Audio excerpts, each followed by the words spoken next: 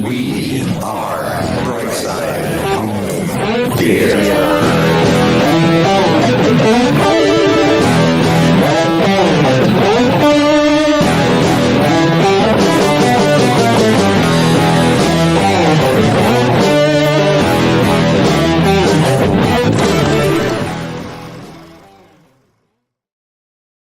Hey, home theater nerds, welcome to the Brightside Home Theater Podcast. The Home Theater Podcast, it's all about the experiences, the sights, the sounds, the scenes. Oh my God, it's so consistent, Steve. Wow. Gary, I'm like, did I hit the button? I heard Takeover Tuesday earlier today, and you did it in that, didn't you? And you just dropped my voice in, and it was a little bit spooky. Oh, yeah. Yeah. Well, that's what I do. And it's not, I know, because you sound just like the recording. So it's another compliment to you, Steve, on how consistent you are with everything you do. Well, consistent or boring. I mean, they're interchangeable terms. Yeah, exactly. 6 of 1. As long as you're entertained, that's all that matters. You are always. I'm always entertained. There you go. So, did you have a good week? Yeah, I did. And particularly so for reasons I ended up in my theater room a lot more this week than I normally am. Good for you. And I've been able to see some great stuff this week. You know how every week we've got some, we've always find something good to talk about. But this week, everything is good to talk about. Really? So I'm excited. So I'm really excited. Yeah. There's one I haven't seen. So I'm excited for that. Most of what you have in here. Oh, I'm excited for another one that I feel like I thought you saw it. You did see it, but you just watched it again and you're so excited about it. So I was like, wow. It felt the way you were talking to me earlier this week. It was like you'd never seen it before. Oh, no. This was seen with someone else for the first time who hadn't seen it. So it was, fun. And I saw it through their eyes and heard it through their ears. There you go. Excellent, because we got a controversial one coming. Actually, we have two controversial. We're going to open the show with a controversy, and we're going to close the show with a controversy, just to let everybody know that's watching live in the chat. What do we got going on in the chat, by the way? We have already numbers jumping up. So Steve Att was first in the chat. Well done, Steve. It's the race. Yeah, followed closely thereafter by Mike Schramm. One comment at 8:55 p.m. and then Mike Schramm at my time, and then Mike Schramm same time. Yeah, 8:55. That is how competitive these two guys are. I know. If we change the time on them, we all messed up. We ought to do it just to spite them, because we're like that. We got to test them. Paul Hurt's in. Hiya, Paul. Dom's in, of course, as well. Hiya, Dom. Rach is in. Hi, Rach. Johnny Speakers is in. And that's all that's saying hello at the moment, although that's not 30 people. So everybody else that's in there, feel free to say hi, and we will say hello back. It's shy people. That's okay. Okay. We're okay. That was us once upon a time. Exactly. As home theater people. It was never me. No. It depends on the crowd. Depends on where I am. I'm usually very, very quiet, but not when it comes to home theater or anything that I love like this. It's like you got to keep going. But we had another donation. I noticed right when we ended the show last week. So we got a donation from Nick Allen. Another $10 box of popcorn. Thanks, Nick. I actually mentioned him in today's Takeover Tuesday. He was one of the emails that I mentioned. So he sent a nice email, and I believe, if I remember correctly, he's the one that came to us from John Thompson. Yeah, he talked us up, and I was like, nice. That's exactly what we need. It's like because did you hear today's Takeover Tuesday? I've got the first about 20-30 minutes in, but I'd had to then break off, so I will be finishing it off in due course. Nice. Yeah, and that's what I said. I'm like, me, you, and John, we're out of friends to tell about this show. Oh, I heard we that. need other people. Yeah, I did hear that. We need everybody else. You tell your friends, and so on and so on, and it's working. So as you can see by the numbers. So thank you everybody for that. Oh, and Rick has dropped in again. Top 40 Hub. Hi, Rick. How you doing, buddy? Nice. Yeah, Hey, good, Rick. good. He's a Rachel, fellow Johnny, fan. Steve. Yeah. Yeah. Mike. Oh, yeah. He's a fellow fan of Last Voyage of the Demeter. Oh, yeah. Well, have you heard anybody that doesn't like it yet? No, not No. home theater. I've heard I've read reviews of the theatrical version where people were a bit snippy about it, but not. Yeah, they probably watched it on an iPhone. That's what happens. Oh, fancy doing something. I mean, who would do such a thing, Deej? I mean, it's sacrilege. It is, because you can see. I mean, present company excluded. We would never do that and then set our review based on that. Well, But you know, past lives. I like to think I've been educated since. I've seen the light. That was great. Yeah. So let's see. Anything else? Patreon supporters. We are doing a live chat tomorrow. Live chat. Wednesday. What's tomorrow? The 27th. So Wednesday, the 27th. We will be doing a Patreon only live chat. So I announced it to them. But if this is first time seeing or hearing about it, or if you want to sign up, go to patreon.com/Brightside Home Theater, make a $1 a month donation, and you're in. Yeah, I charge a fee for that live chat. That's the one. But that's it's actually not a fee; it's a perk. Yeah, and so people know as well. That's you on camera rather than just in the chat. That's Right. That's people on camera chatting away. Yeah, it's like a live forum more than anything else, isn't it? Yeah, it's a Zoom chat, but I host it here because I can host up to 10. We've never had more than, actually, I think once we came close on Zoom, but it's just easier to do it here on StreamYard. But if I ever got 12 or more, 10 or more, I just host it on Zoom and we do it. It's fun. We have a good time. We talk about anything and everything, not just home theater, but it's just people chatting away. Yeah, it's good fun. And also, Deej, one we haven't done for a while, he's reminded people about the merch. Haven't told people about where to get hold of the shirts and everything else. Yeah. It occurred to me earlier this evening. TeePublic. Oh, yeah. TeePublic search Brightside Home Theater. And yeah, there's all sorts of merch there. As you can see, Steve's wearing his t-shirt. And yeah, a lot of, that's how you can get noticed out in public, right, Mikey? Mikey Schramm in the chat. He got noticed in some island. Dominican? Yeah, was it Dominican? Yeah. He got noticed and the person, I think his name was John. Am I correct in that? So. I think Yeah. Mike. He came up to him and thought Mike was me. Because, who else would be wearing a Brightside t-shirt in public? Nope, wasn't me. It was a listener. Yeah. Thanks, Yeah, Mike really shouldn't have been signing hotel bills in your name, really, Deej, but never mind. Yeah, exactly. I mean, But what's funny is like that's what we said way back when. It's like grab yourself a t-shirt. It's like, I mean, I think we get like $1 from it every shirt that's bought, maybe $2.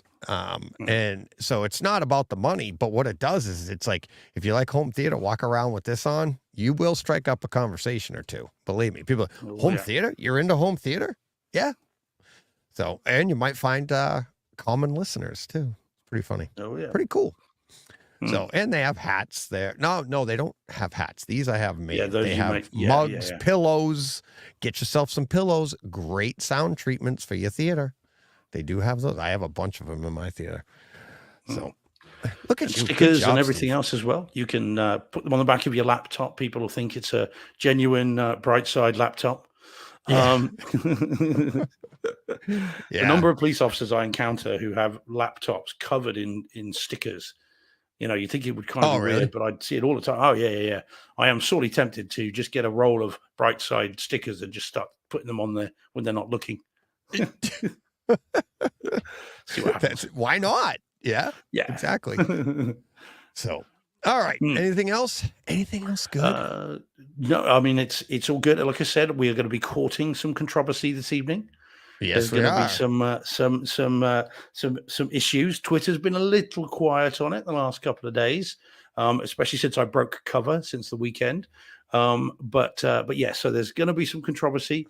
Possibly some disagreement, not between us, I don't think, and not in the chat, but certainly in the wider world. Yeah, exactly. There have been issues. So yeah, no, it's great. It's been very cool. How was your week, anyways? You detailing you about mine? How's your week been? Lots going on. lots going on, little sleep, but it's exciting. And I got some exciting news, more exciting home theater news today too. So that I literally just found out moments ago. So really excited to get to that. But yeah, it's a lot of fun. So Yeah. yeah, Jack Lee. Yeah. Jack, I'll Go on, put the Dave. link in the show notes once we start on this and I get a second that I can grab it. I'll drop the link to T Public, right? Is that what he's talking Yeah. about? Jack's Mhm, talking I about? think so. I'll Yeah. throw that Mhm. link in the comments down here in a second. So, Yeah. but yeah, absolutely. And the T thing to Public. note, actually, we should have said, actually, because Jack's in Oz, isn't he? So we should have say what they tend to do, because they did with this shirt, and the other one you sent, but with this shirt, they print them locally, Jack. So they don't Mhm. ship them from the well, at least they don't here. They don't ship them from the US. They print them locally, so you get them quite quickly. So that's worth bearing in mind. You won't have to wait weeks and weeks for it to cross the Pacific. Right. They will print them there and then ship them straight to you. So that's good for cost and it's good for speed of getting stuff. And when you're in the dark recesses of the concrete delivery mines, you can flash your shirt with pride. Exactly. Yeah, exactly.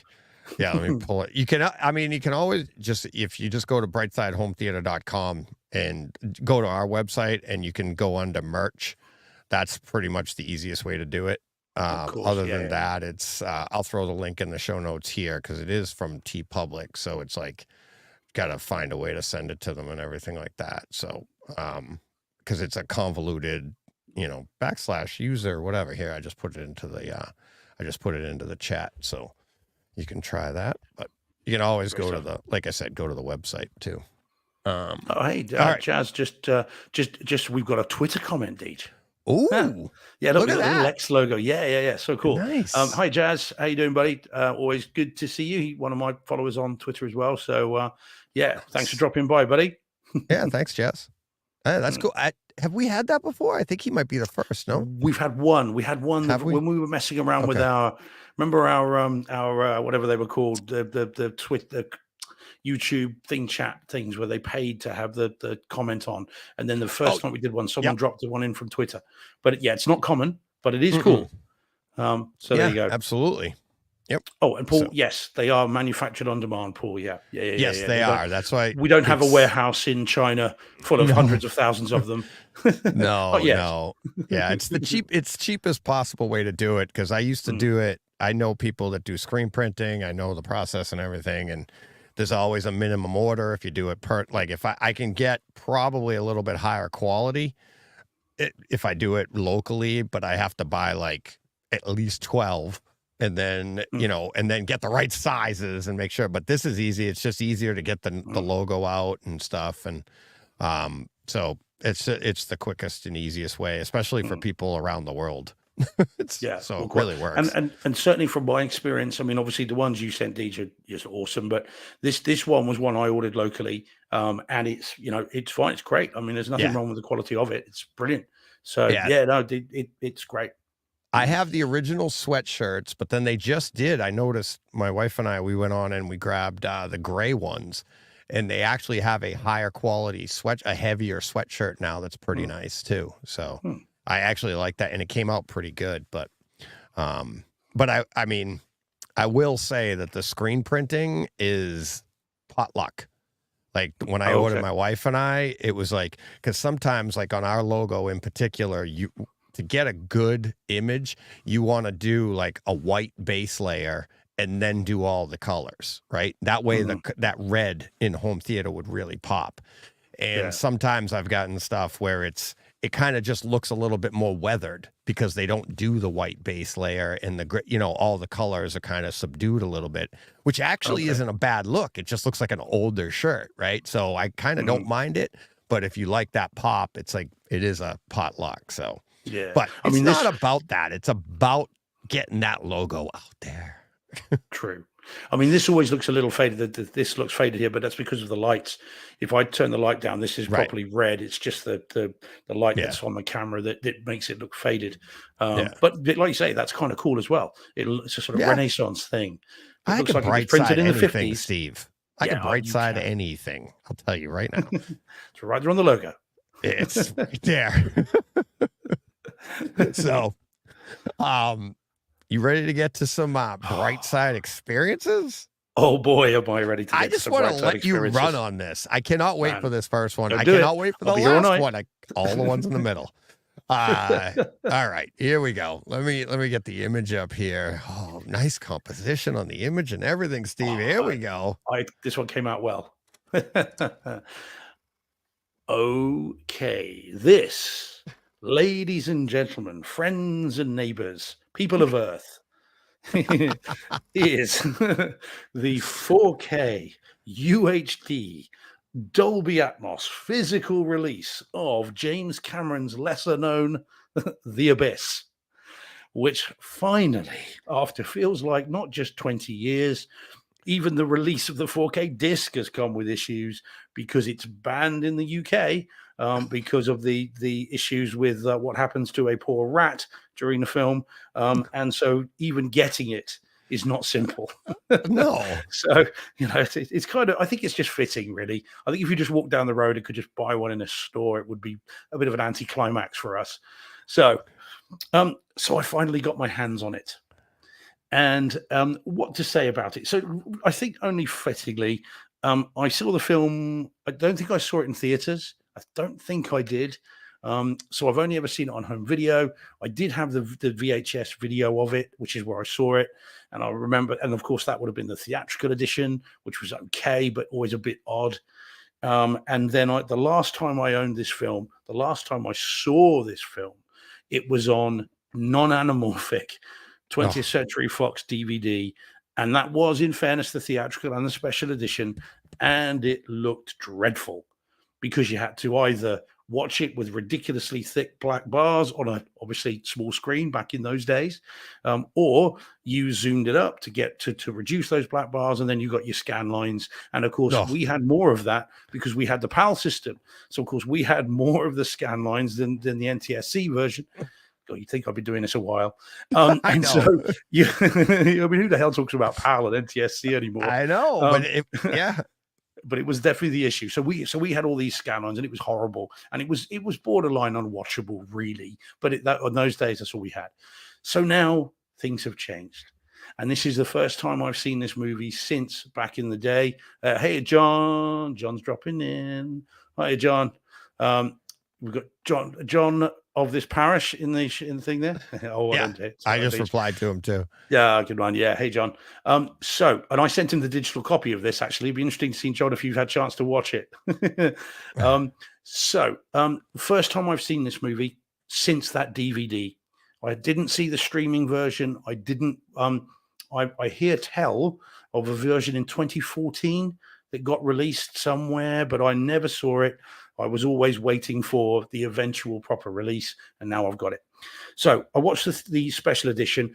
This cannot sensibly be watched in the theatrical version. This is one of those movies we've talked about before, Deej, where it's the director's cut, as it were, or it's nothing really. And it is a little bit weird, this, and people should know if they've not yet got theirs.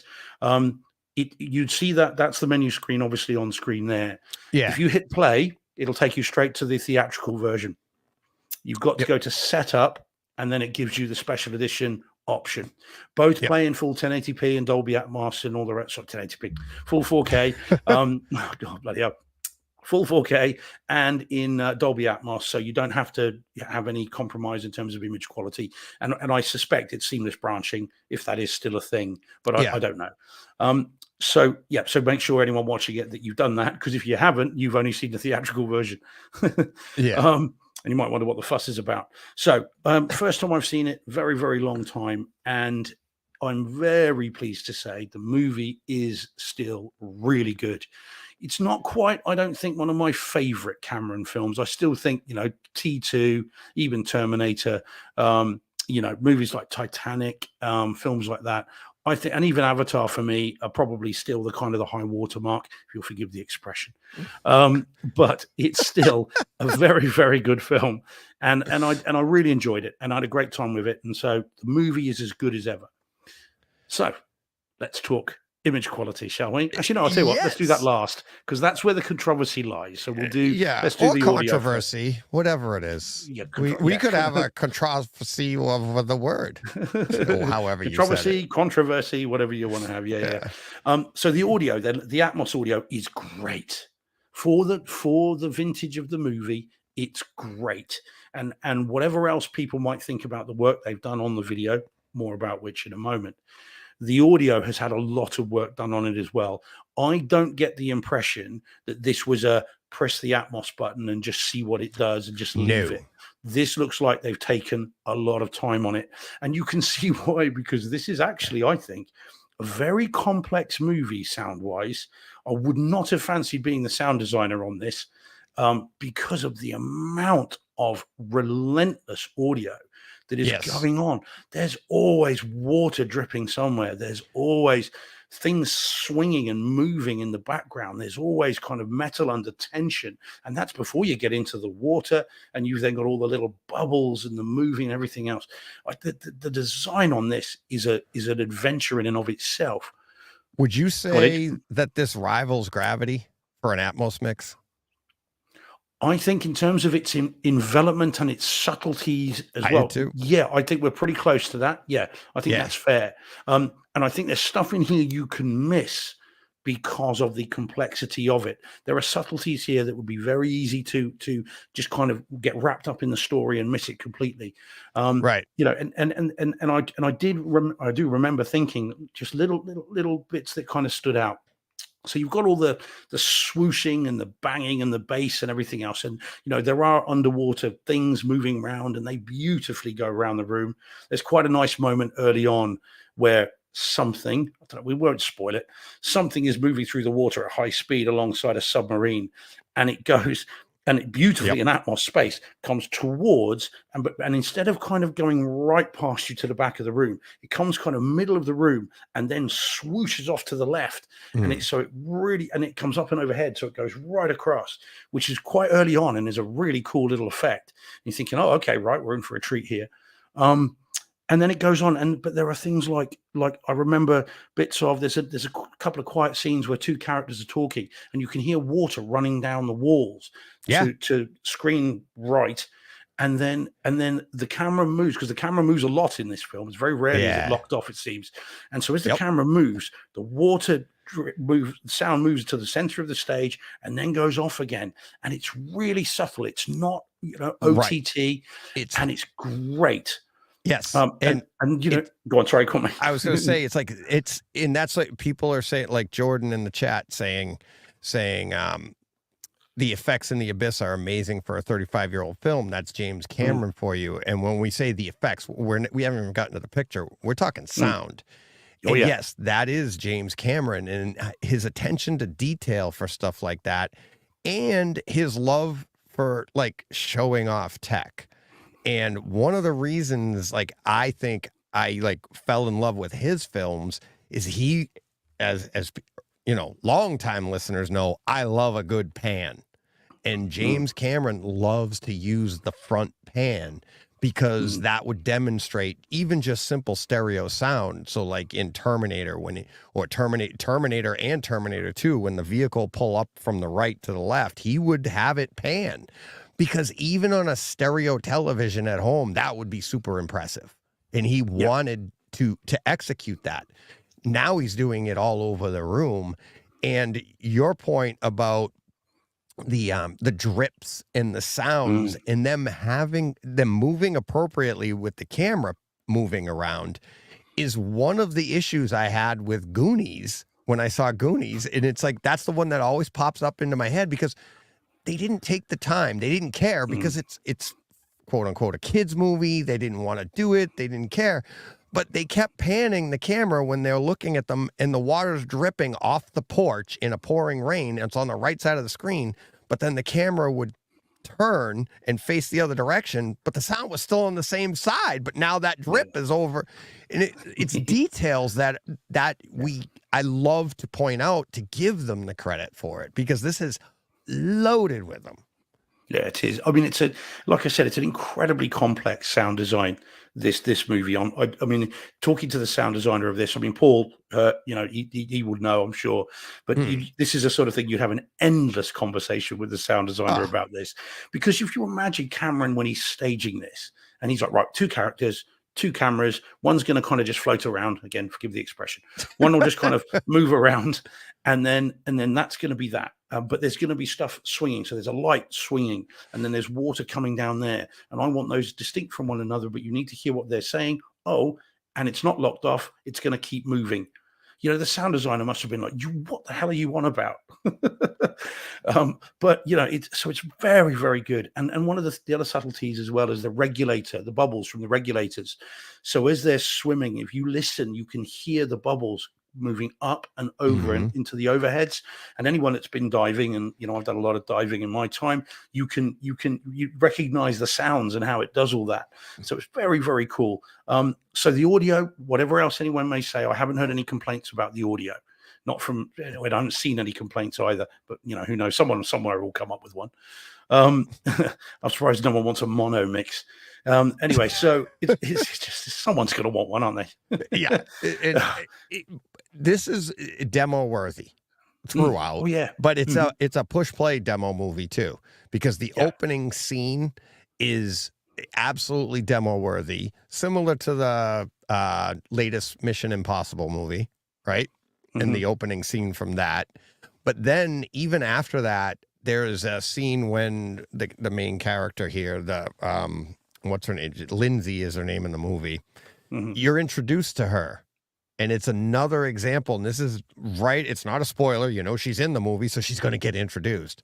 Well, her introduction is her coming in a door, and she comes in stage right, and you hear her come in. You hear the door open, you hear her come in, and there's noises going on outside that all of a sudden that side of the room opens up, and you're like, it literally was like somebody just pulls like a plug out of your ear, because all of a sudden you're hearing this stuff, but it's a vessel and it's a noise from the door, and then the camera pans and those sound follow to the middle, and then you hear her dialogue. It's details. There's so much of Oh it yeah. throughout this movie. Yeah, there are. It's awesome. Again, yeah, demo. There's no problem at all with that. Yeah, I think you're absolutely right. And again, for a movie that's 35 years old, it Yeah. shouldn't be this complex. It shouldn't be this clever, and yet it is. And again, I think we have to lay that at the feet of Cameron, who may well Mhm. have been thinking, well, look, 35 years from now, we'll have all these different technologies, and Well, maybe I can make the sound move in a different way. He must have done, Paul mustn't he? Paul is saying in the chat, back when The Abyss first came out, you could do pans across the front, but front to back was kind of impossible. Paul, I'd like to push back a little on that, Mm, because we had Dolby Surround then, even in mhm. theaters, and we even had it at home. This came Yeah, out in Prologic. what, 89, 90 89. ish, Yeah, 89 was the release, 89. yeah. So right Mhm, before Terminator 2, which was 91. And we had Dolby Surround, and then with Prologic, but we even before Prologic, we had Surround, which was just basically you had your front channels, but then you did have a mono rear channel. So mhm, a pan across the back was impossible back then, but a pan from front to back was, I believe, totally possible. Had this on Laserdisc, loved it, had a lot of the stuff back then. And so this was at the birth. These are one of those movies that I would contend is like the bursting of the birth of home theater. Right. mhm, Like even mhm, Paul had said, like his family, he had the 8 millimeter or whatever it was films of different movies. He's got Star Wars on reel to reel, and people were mhm, doing that. But it wasn't until like the mid to late 80s where people really started to mess with this stuff and come up with the whole idea of making it more of a mainstream thing. And this is one of those movies that did it, that mhm, people were like, oh, I saw this in the theater and I couldn't wait to get it home. mhm. So Well, and yet they seem to market it on the back of the effects rather than the audio. I think the audio you came for the effects and then stayed for the audio. yeah. Oh yeah. Because of course this was the birth of morphing and everything else, and of course it's the water effects in this that give us T2. Without that, we don't get the T1000. It never, Yeah. it never comes that far. Okay, so the audio, great. Demo, absolutely loved it. And bear in mind, this is a it is just under a 3-hour movie with the special edition, and yet still sounds fantastic. So then we get the video. Now, I think we've got to acknowledge the potential controversy, whatever you want to call it. There are those who say that this has, I mean, it's definitely been upgraded. It's been rescanned. It's been tampered with, whatever you want to call it, via these AI technologies. Well, it's the word someone used on Twitter yesterday. Well, they used a stronger word, but I won't repeat that on air. They called it digital effery. So it's been messed around with, and it's been tampered with, and it's used AI technology that I can't pretend to understand. And so it's definitely stuff's been done to it. And there are those who say that the grain has been scrubbed, that the detail's not there, that it's waxy and weird, and that this is a movie that the 2014 scan was much better, and this is rubbish. And there are those who say that this film deserved better, and it, blah, blah, blah, ad infinitum, ad nauseum. Okay, we'll go Latin for a minute. Okay. Now, I've got to be careful because we are bright side, and we're not here to just, take pot shots at people. Right. However, and I have to accept that they may well be seeing that. There is someone that both of us know who is very much in a position to know all about this stuff, who says it can be, and in fact is, equipment dependent. There are certain types of players that introduce artifacts into the picture because that's just how their software, firmware, whatever it is, works. Now, I am fortunate enough not to have one of those players. I've got a player that does this as it should, according to this person that knows. I'm not going to out them because it wasn't said openly, so I'm keeping quiet about it. And when you say stuff like this, people get all defensive. It's not me. It's not my play. No, it's like yeah. Well, that's to be fair, we are all links in the chain.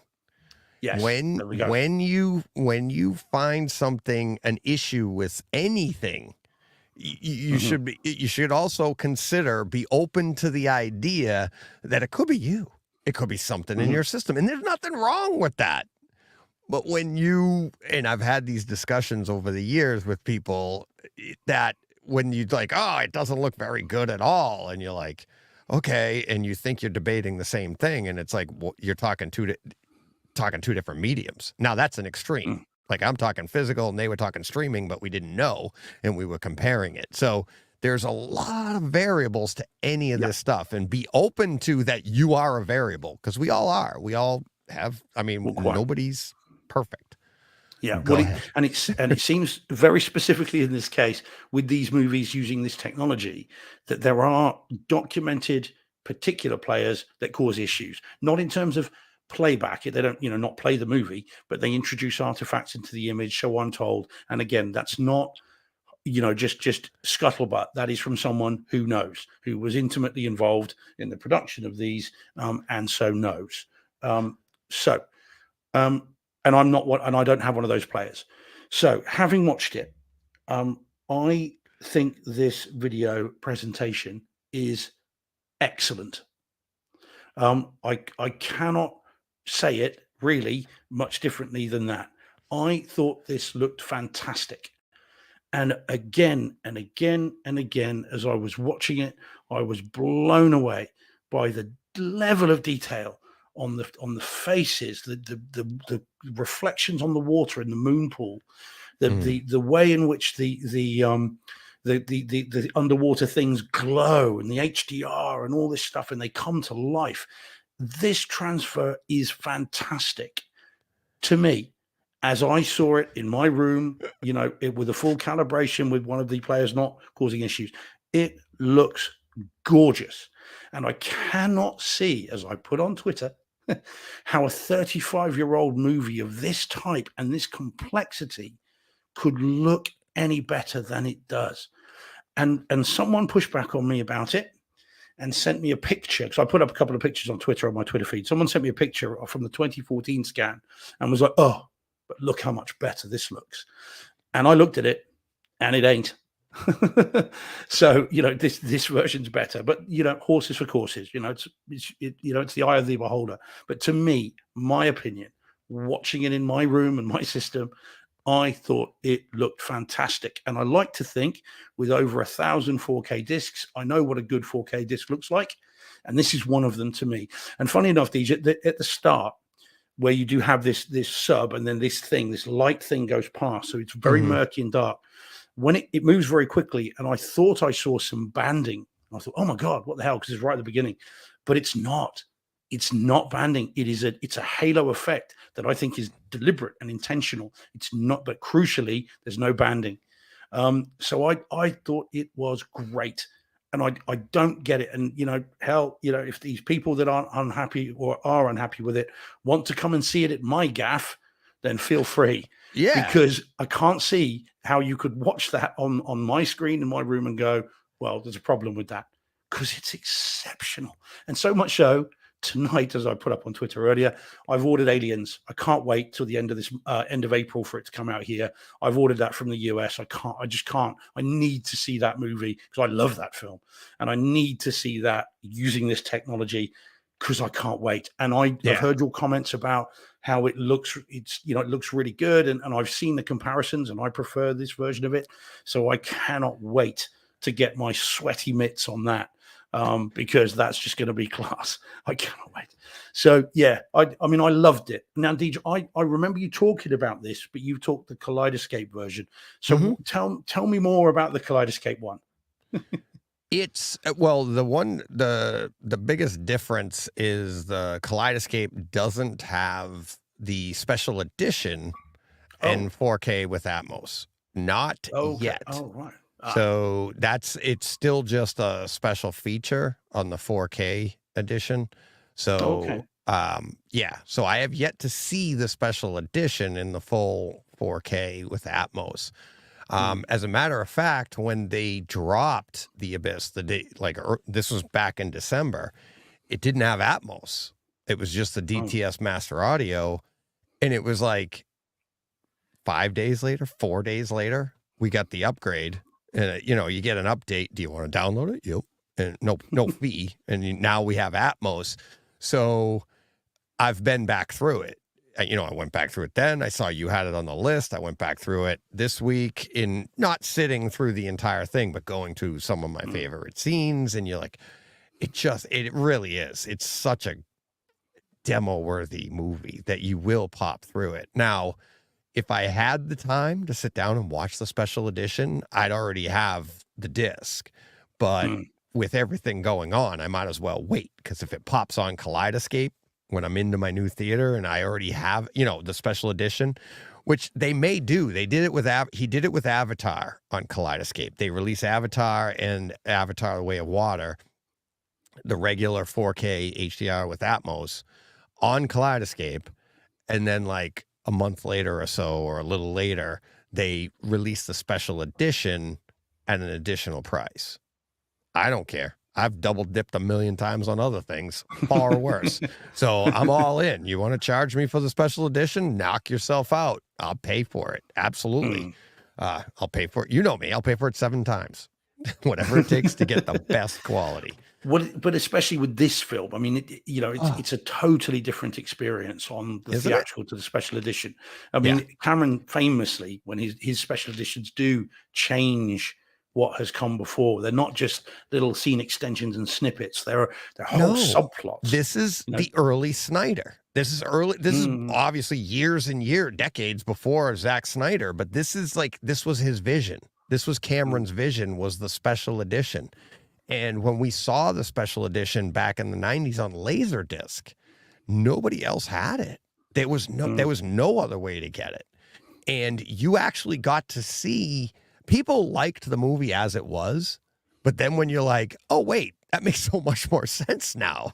There was a purpose to all this. So the full story is there, but this is like the producers, or not producers, but as this is the exec saying, oh, we need to have this, and this. We got to cut the runtime. This is how we make money, blah, blah, blah, blah. So they made him cut it down. And of course, when we get the special edition, you see what Cameron's true true vision was, and that's the idea of all that. And it really is it's a completely different movie. It is now. Okay, it does suffer a bit because I think whilst he put his scenes back in, I don't think they spent a lot of time on the effects work. So the ending is a big effect sequence, which is pretty hokey, in fairness. I mean, it shows its age, whereas the effects work up until that point still look amazing. I mean, the morphing effects, the liquid metal, liquid water effects, whatever you want to call it. I was going to say liquid metal, not to T2 yet, but the liquid effects still look great, and they're composited beautifully into it. They don't really stand out. Whereas the ending looks like it's been tacked on, and looks like they didn't have all the money to spend on it. And of course, there's a famous bit in the bottom left corner where something happens, which there's no way a Hollywood studio would normally let them get away with. But I think they've kind of just left it because there's not much. Because it wasn't theatrical. Yeah, that wasn't the theatrical. Yeah. So it's like, but it's basically. So I'm so happy. I mean, we've been waiting forever for this, and the other two. I mean, True Lies is out here on Monday. Aliens I'll have next week from the US. But we've been waiting for such a long time for this film in particular that I cannot fathom. And I'm not, and we will say it, I mean, because there are a lot of people in the chat and listening to and watching this, and there's always someone it's their first time. We are not sponsored. No one has bought these discs for us other than us. No. So I'm not beholden to Disney or to Fox or anybody like that. And I can only call it how I see it. And I am so pleased that we finally got this, and we've got it in a format that makes it look incredible. And make anything better than how it looks is how it sounds. It's awesome, and we should be thanking the home theater gods for this. We shouldn't be going, that shot's a little bit soft, and on that 3-hour film there was a half a second bit where I couldn't quite see his eye from across the room. I don't get it. Luckily, Steve, Spain isn't underwater, so they couldn't film there. Let's not. Well, we don't know. I couldn't say. It was all underwater. Couldn't tell. But although you say that, I did have a very strange experience in Spain once, and driving along the coast at midnight, along in a rural area. So there were no lights. Right, get this really quickly. Right, no lights, no street lights, so it's pitch black. Picking my way along this very narrow coastal road, as I said, midnight, and in the water, right, because we're right on the coast, so we're right in the water. Lights appeared from the deep, right, and actually came up, and to this day we don't know what it was. It was not a normal craft from on the water. So whether it was a submarine, I mean, it might have been the Spanish Navy, I don't know, but it came from the deep and it had lights on, and it made me think of this film. Even then. Oh yeah, so maybe it was. It was a weird experience, that one, I must say. But so it's so cool. We are very, very lucky to have got this. And as I said, I mean, I get some people don't like it. That's their opinion. Yeah. But I loved it. And if Aliens is as good as this, or half as good as this, I'm going to be getting very excited next time. So that's what I'll say. I will say this is the best of the three. Aliens is a notch below. You will most likely see exactly what people are talking about, but it's not the end of the world. To me, it didn't take me out of the movie, especially in Aliens. True Lies, yes, there are some scenes where you're like, wait a minute, that's weird. You get a little bit of that waxy feel.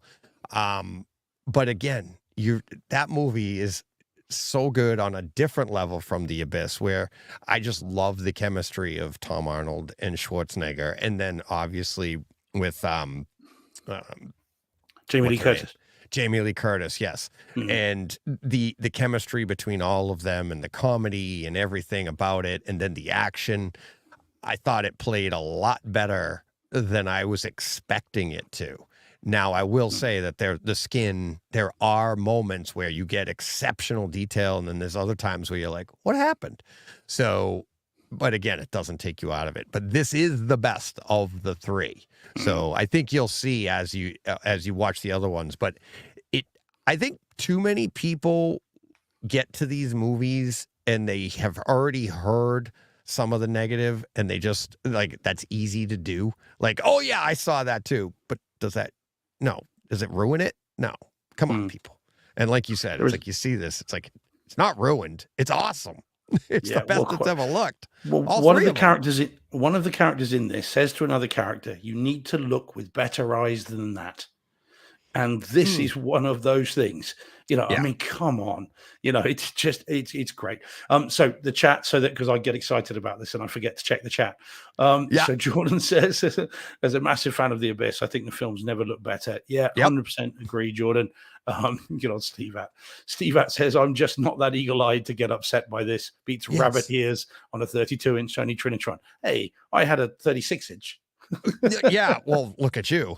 But yes, that's a great point, though. I love when Steve says stuff like this because it's like, yes, there's a time and a place to get eagle-eyed.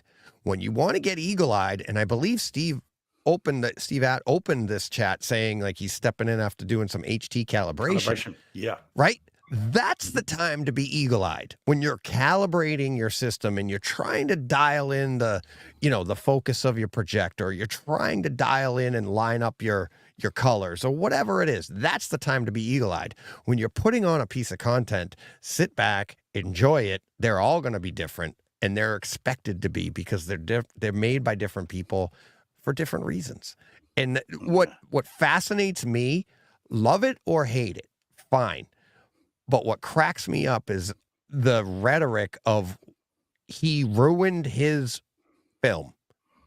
Fill in the right. He did not. He made what he wanted. You don't like it. Don't tell me he ruined it because he likes it that way. Whoever that director is, whether you're talking Lucas, Spielberg, Cameron, or why doesn't Nolan use Atmos? Why doesn't this person do this? Go make a movie. Shut up.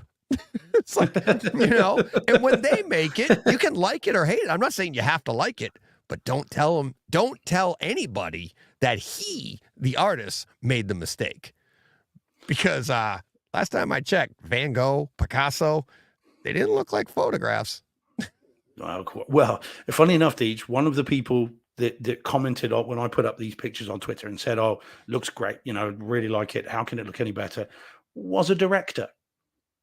No. And he's like, "Oh, well, this is, it's not a famous one," but he calls himself a director. He's probably directed a home video. But anyway, he was saying, "Oh, well, it's not right, and that's not looking great. He shouldn't have messed around with it." And I if I could have been bothered before I muted him, I would have said to him, "You're a director. If someone said to you, that's not how it should be done, it should look different, would you be happy with that? Or would you say, get stuff, this is my choice, my movie, I'll make it how I want it to look." Right. I don't know. It's bonkers, isn't it? Anyway. Hey. Exactly. What else we got going here? So we got Paul. So Paul says, so I get the impression the route to Aliens was not quite, the 4K disc was not quite the same as the route to the Abyss. I'm not sure. I'm not sure, Paul. I think these were all done within quite quick succession. Titanic, these two, and then True Lies. I think they were all done pretty quickly. Bearing in mind, Cameron did not have a lot of time, so I doubt that they were, but I don't know, but maybe. And you'll still buy Aliens, and as I said, I've pre-ordered it. I've ordered it. I couldn't wait. And then Steve At says I have to rewatch Alien before I put in Aliens. I know, long wait for the disc. I'm going to do the same, although I know them all backwards, but I'm going to do that as well. But I think I'm going to start with Prometheus because everyone's been talking that up this week after the Alien Romulus trailer came out. So I'm going to probably do Prometheus. I only did Alien Covenant a few weeks back, but I'll do that and then probably Aliens, and it'll keep me going. Yeah, it's always something. It's always something. Oh yeah. All right. Let's see. What do I have next on this? We got that. Oh, here we go.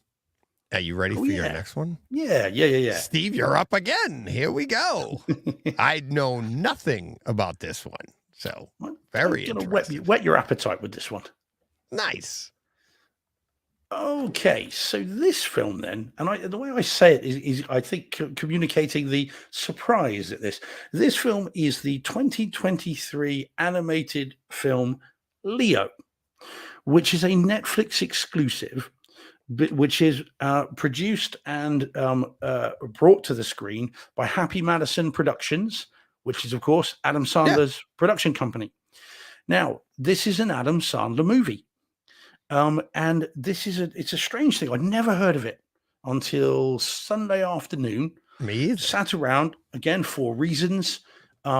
Sat there, couldn't go far, couldn't do very much, and so I'd finished watching something on Netflix, and the trailer to this popped up.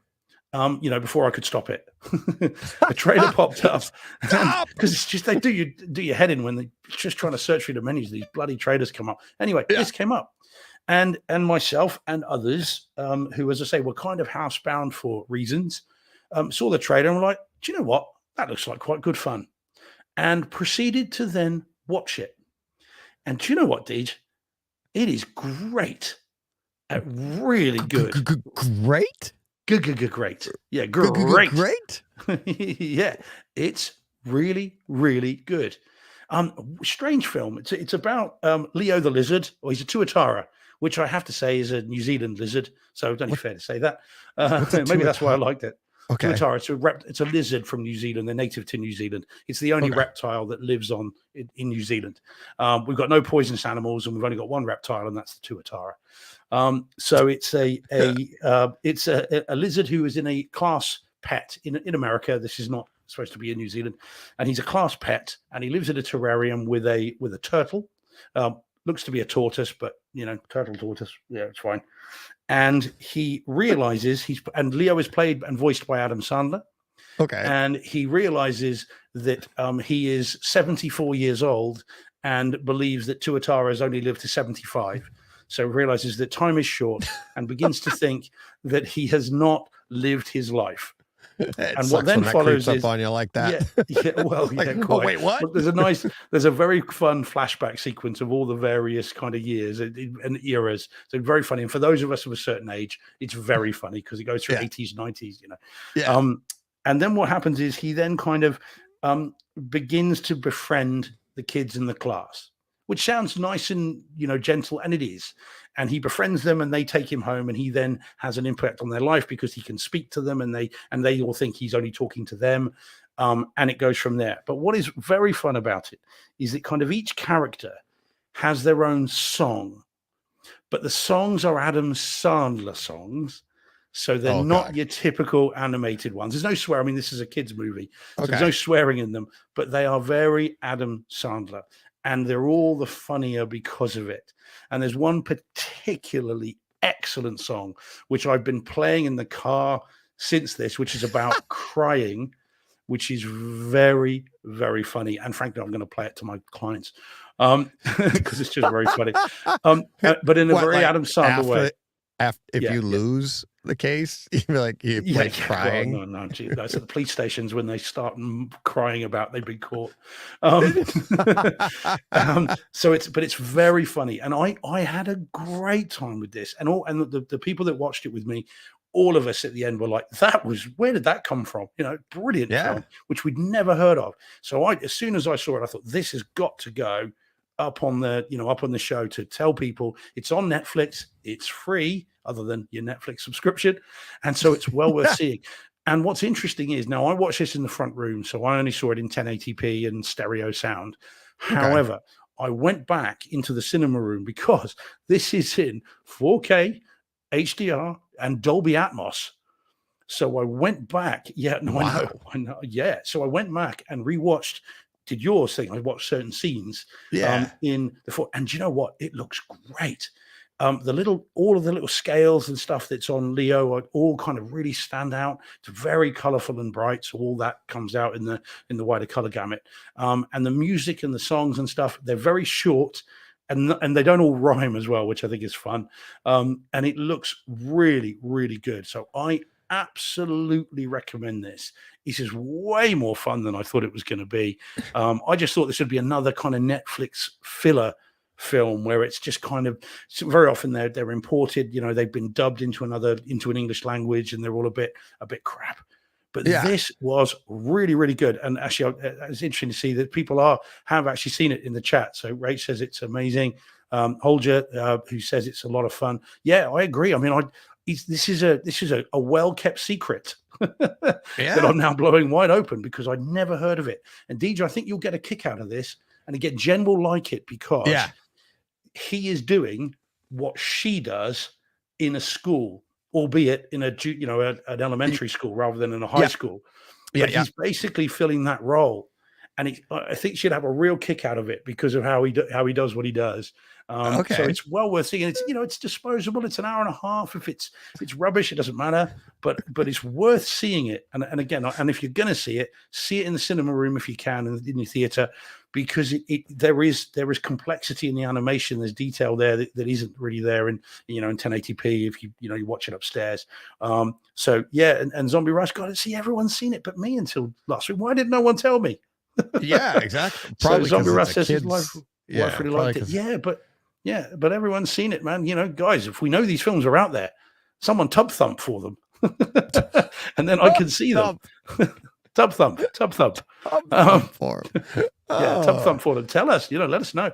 Greg, someone who I think you may know, Deej, I says, think I know him. Yeah. I have to check it out. Said I watched those imported almost meme movies because they're fun bad. Now this is fun, and I know the East Coast generally has a bit of an affection for Adam Sandler from my time over there, and so this is definitely an Adam Sandler movie. He's really funny and it's well done, and even jokes about how he thinks he's going to have to get more exercise to live longer, and the exercise is blinking. Because he's a lizard, and he does one and then he's exhausted. So it's very, very funny. So I genuinely recommend this. It's way better than it should have been. That's awesome. And it should have had a theatrical release, quite honestly. But I know that he's got a deal with Netflix, hasn't he? I think he's got a 4 or 5 picture deal, if not more. And so this is clearly one of those. But it should have had a theatrical release. This would have been massive had this come out. The word of mouth on this would have been huge. Because it's so fun. So it was from last year, right? So it's not even a year old. So no. Wow. And I'd never heard of it. Literally had that trailer not come up and annoyed me. They normally do. And we watched the trailer. I was like, actually, this is really fun. And away you go. Yeah. It's really cool. And so rare for us these days to encounter movies that we've never heard of and have a great time with them. Well, so I'd recommend this for sure. I'm getting, it's like when I did Hurricane Heist, and I've gotten messages from people. I think Johnny Speakers watched it this week. I think Mikey Schramm. I don't know if Mikey Schramm watched it, but they're like, oh my God. Like, and I'm like, and I'm not putting that on this level. The movie isn't as good, but home theater wise, it was a blast. So definitely. But we had another one recently, Steve, where I think it was back when John was still here. None of us had heard of it. And I think I had watched it. And I was like, where has this been our whole lives? I can't remember what it was, though. It was something like that. Yeah, it was an action thing, wasn't it? Wasn't that your, oh my gosh. Yeah. Oh, you know what? I can't. Yeah, you're right. I can't remember what it was, but I remember we watched so many things all like try to go back into that movie Rolodex of what we've talked about. Yeah, it doesn't work. It doesn't work. So, oh man. All right. All right. Now let's come down from all that excitement. It's like I got a house update. So getting prepped this past weekend, we had a prep for, here we go, to pour the basement floor. So Joe and Greg came by. Joe, my son, Greg, my son-in-law. I think that's Joe on the floor there. And if you look on the left-hand side, you can see Greg's leg. That's a ninja leg, everybody. An awesome ninja leg. Yeah. And so basically what happened with my I had the guy in that was doing the concrete, and we shot some measurements and shot some grades, and it looks like since we compacted the basement months and months ago, it has settled, so it was going to require more concrete, about 1 inch to 2 inches more in depth of concrete. And he told me, he goes, this doesn't save you any money. He goes, but what you can do is put in 1 inch of insulation. So now you're basically, your basement floor will be insulated below the concrete. It makes your basement warmer, makes the floor more consistent in temperature. It doesn't save, that insulation isn't cheap, but if you're going to spend it on concrete anyways, you might as well do this. So that's what we did. Greg brought in a compactor. We compacted the floor as best we could. And then we added the vapor layer, which is what you see Joe taping down there. And then we added in 1-inch insulation. And that's where we were. So it's like, and then here it is. That's with the just the vapor barrier down. And there it is, complete. And we poured on it, and we'll get to more of that later. But yeah, so. See, that to me looks like having spent a lot of time on a tatami in a dojo. That just looks like like an Aikido dojo. All the mats joined together like that. Yeah, it's styrofoam. It's not as forgiving as those mats. It's rigid foam, but it works. And the guy came in this morning, and he was like, "Wow, this came out really good." He was very impressed. He's like, "Most people don't take this much care." I was like, "Are you kidding me?" I'm like, "We stressed. This is the most important room in the house." Yeah, that too. No, but when you're doing something that's like not really your field, so you don't want the expert to come in and go, "The hell did you do here?" So you try. I even called him. I was like, "Is this okay?" And blah blah blah. So, but yeah, so cool. It's came out nice, and very happy with it, and happy I now have an insulated basement, and so are the energy people. So that's the good news. So it's absolutely ginormous. I know I say it every week. It's funny. Looks huge. It does, but it really isn't. It really isn't. And a friend of mine, we were giving her a tour this weekend. She'd come by, and she was walking through the house, and she said the same thing. She goes, "This place is huge." But then she did look around, and none of our rooms in particular are very big. And we don't even have a lot of them. At the end of it, it's a 3-bedroom house with, yes, it has 4 baths, but that's because there's one in the basement. But it's a 3-bedroom house, and nothing is very big. But what she said nailed it. She's like, it's just utilized. Every inch of this place is maximized to its most potential. And that's exactly what we did when we designed it, even like the attic and stuff. So it gives it that feel that it's big, because look what you got, all these things, but it's not very big at all, really. Yeah. I mean, do you need the entertaining area, Deej? Because I think you've got enough room there for a multiplex. I think that you could have just, multiple ones go. Yeah. 3. Come on. You 2? can do 3, right? You do the big one, and then you do like 2 or 3 minis. Well, and technically that's kind of what I'll have, because it's the entertainment area will have like a good sized television in it. It's perfectly sized. DJ is great at Tetris. Yes. Yeah. The process that we went through. Yeah. It was, yeah. But it does look ginormous. I swear there is definitely room for a multiplex there and a car park. I think you've got multi-stories. It'll be fine. Yeah. And a car park. We've got, what have we got? Bowling alley, podcast studio, multiplex, multi-story car park, shooting range. I mean, it's all good. Yeah, it is. It's going to be full. I'm telling you, it's a full day's entertainment here. Yeah, I think it's going to be DJ's Roadhouse before we know it. Oh man! All we need is am I going to have to call in a cooler? Yeah, well, that's it. That's all we need. Well, just don't call Conor McGregor. No. Oh, you give me yes. We'll get little taster of what's to come. Yeah.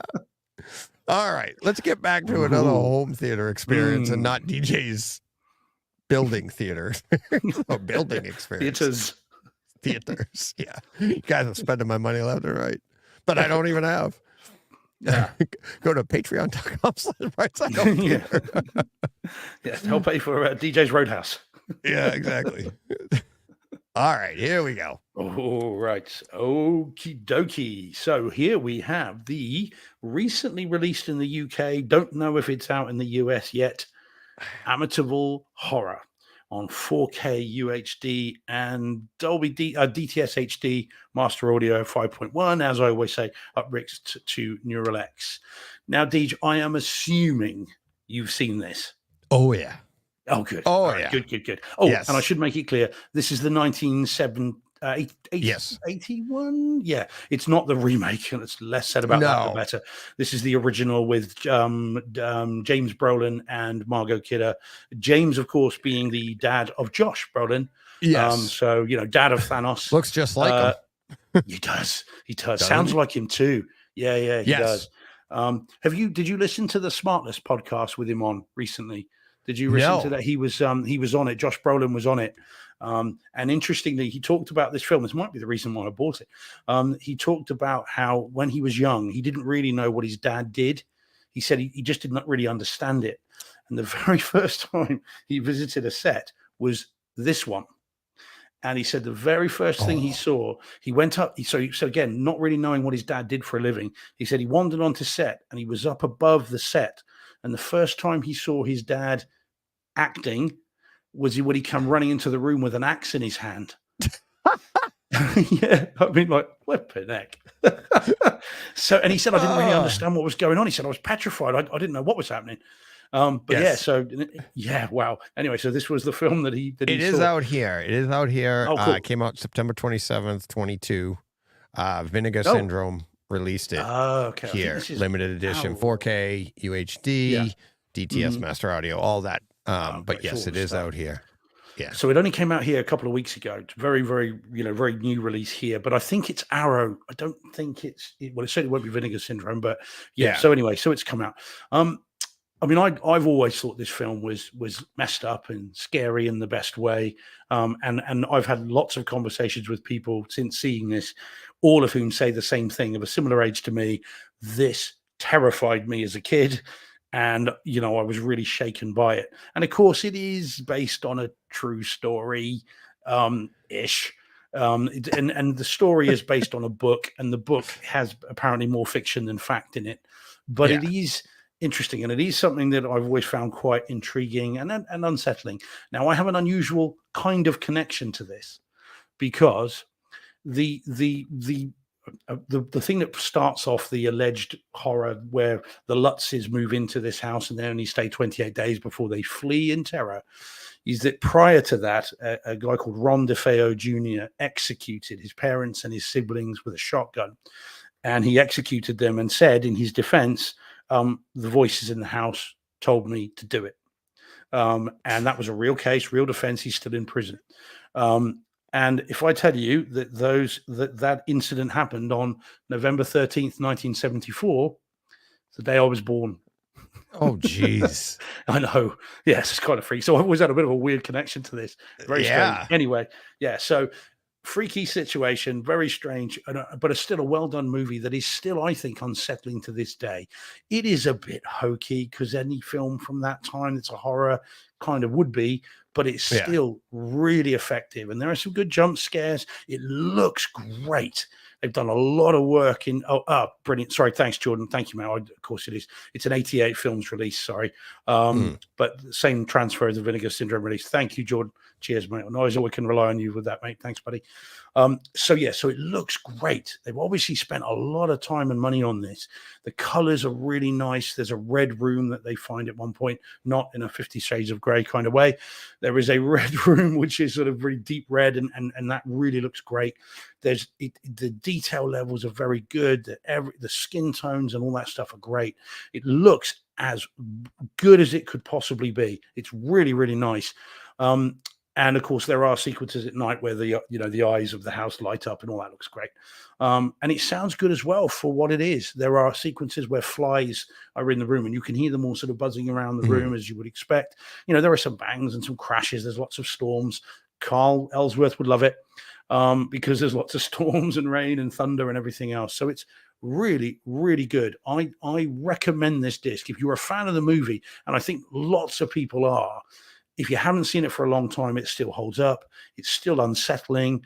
The stuff with the pigs is a little bit silly, because I read the book years ago, and the little girl claims that she is befriended by an entity called Jodie, and Jodie is a pig. And they do in this show it literally as a pig. And I don't think she meant it literally as a pig, because of the way she drew pictures of it. It's creepy as anything, and it doesn't look like a pig. It's really freaky. But in this, it's a literal pig, which is a bit weird. When Peppa Pig suddenly turns up, and it's not that scary. But it holds up well, and it's well worth seeing. And James Brolin in this is great. He is really unhinged, and you wouldn't want to mess with him. And obviously, it's always good seeing Margot Kidder when she's not just Lois Lane. So it's very, very cool. Sounds great, looks great, well worth picking up. I think this film's great. And is that how you remember it, Deej? I mean, is it a movie that you liked growing up, or is it kind of another movie? Well, this was one of those movies, especially around here. Steve Att saying in the chat, he's saying that the real house is 14 miles from his front door. Yeah. So, and that's down in I believe that's New York, right, Steve? Is what you're saying? I think it's your address, but New York State or something like that. I want to say it's Long Island, if I remember right, but I might be wrong. Yeah. Mm-hmm. So, although they've changed they've changed the address because tourists kept turning up, so they actually changed the address. So they've changed it, and also they've now removed those windows at the back of the house that look like eyes. They've now removed them because, again, tourists. Because you see it, Long Island. He's saying yes, Long Island. Yeah, fair play. But any of these were like super popular in the 80s. It did come out in 79, but even into the 80s when I was older, the mystique behind them, because it was based on a true story, and this really happened, especially up here. We have, we got a great history of horror in Massachusetts with the Salem witch trials. Quite. And then you also have the axe murderer over here, gave her parents 30, 40 whacks, whatever. What's her name? Oh, I stayed at the house. That was a gift to my wife for her birthday one year. Yeah. Charming. Yeah, exactly. It's right. It's we did an overnight there, and she was scared out of her mind. She was. That's her type of thing. She loves ghost stories. She believes in the ghosts and in this house, supposedly they're in it, whatever it is. We love that stuff. I slept like a baby. She's like, I'm like, how was it? I get up the next morning, and it's like Lizzie Borden. There you go. Thanks, Steve. Yeah. Lizzie Borden's house. And it's like, same thing. They leaned into it. They just welcome people in. They give you a tour, and they show you where it all happened. They tell you, I mean, it's crazy. But yeah, so this, and kind of remember, oh man, what was the dumb movie? Now my mind's going blank. It was in the late 90s, the Woods one, where it was Blair Witch Project. Blair Witch. The popularity of it was that it was real, right? Yeah. That's the same with Amityville. Back then, you didn't know. There was no internet to flat out deny this wasn't the true story. So you had so much speculation going on, and everybody was like, I got to see that. And even as a kid, my parents wouldn't let me see it. So what do? You got to see it, right? Yeah, so at a friend's house. Yeah, that's what you did. And you loved it. And you're right. I haven't seen this in years and years. So, but this is definitely one that my wife and I she would love to watch it again too. It's worth revisiting, because I think you'll see it now from a different frame of reference. So back then you would be identifying with the kids, whereas slightly now more you'd mature. be identifying.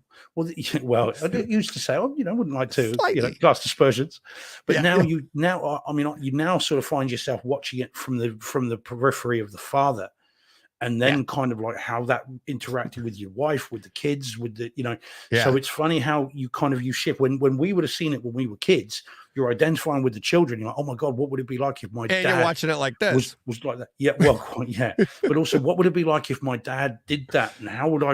Oh my God! And now you put yourself in the shoes of the dad, and then so it's a different frame of reference. But it's so good. It really is well done. Again, the pig stuff, the pig stuff notwithstanding, it is really well done. I mean, the Blair Witch Project. I was lucky enough to see that just after it opened in Sundance.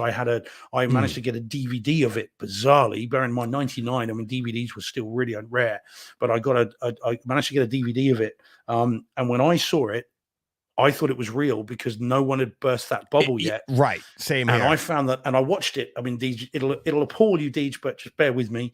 I had a portable DVD player at that time, one of the little screen ones, and I watched it on that with headphones. And I was really creeped out by the ending. Yeah. The screaming at the end really unsettled me. And then, of course, the credits roll. So it's, oh, okay, fine, it's not real. But my goodness me, that was genuinely unsettling. Yeah, we saw that same with my wife and I. We saw that before it was public, because that was before. I mean, the internet existed, but there wasn't a lot of social media. There wasn't a lot of conversation. I mean, it took you 20 minutes to send a message back and forth to each other. And we thought that was great. So yeah, when but yeah, we got the same experience where you got to experience it before. It was like, oh yeah, this is just all fake. So, but I mean, it's a great hook. It's absolutely a great hook. And that Amityville definitely, especially up here, we're like, that's right down in New York. It's a real house. You can go there. And you're like, it really happened. And it's like, I mean, it's scary. Because this stuff really does happen, like Lizzie Borden in this situation. I mean, people did crazy things, and now we call it entertainment. And then you defend them. Well, allegedly. No, you do defend them. Yeah. And play them a song from an animated film. But yeah, no, this, like I said, this is well worth revisiting. Is it on Kaleidoscape, Teach? Is it? No. Is it up on that? No, okay. Not at all. I looked. Yeah, wow. It's not at all. It's not there. So maybe they don't have a contract with Vinegar Syndrome or whatever. But I'll have to grab it though. I'll definitely pick it up. When you've got the new theater room up and running, and you do, it'd be quite a fun one. And especially if it's a dark and stormy night, this would be the perfect kind of thing. Halloween, great. Next October, hopefully in October, the theater's October's running, full, hopefully, and it's like, there you go. So this would be one of those that I think could be, and of course, bearing in mind where you built this on land, isn't it? You built that on there. I'm sure you can come up with a good story to scare Jen with about what might have happened on that land in the past. all those ghosts of salamanders. Yeah. All right. Our next experience, salamanders. You should have brought that up during your lizard. So our next experience, before we get to my more house updates, let's talk about Friday. How about that experience this week? And then was it yesterday or today that they actually dropped? So today it's Tuesday, wasn't it? Today? You said? Yeah. Okay. So they SVS dropped their Ultra Evolution line. That is right there. I believe that's the pinnacles in that picture there. That's their ad. But I know that we'll go through some of these. I grabbed some of the images, but I think they're beautiful. That is a pinnacle. And then you see how they look, and I'm like, I'm absolutely loving these things. I said that on Fridays during the show. I'm like, when they came out, I called Ara to talk about like how that like is like arced and like time alignment and everything. I think that's so cool. I think I mean for home I think for 2-channel, super important, but I think for home theater, this is where it's like, okay, well, your center channel is going to be lower, but at least your right and left are time aligned. I think, but I think they're beautiful.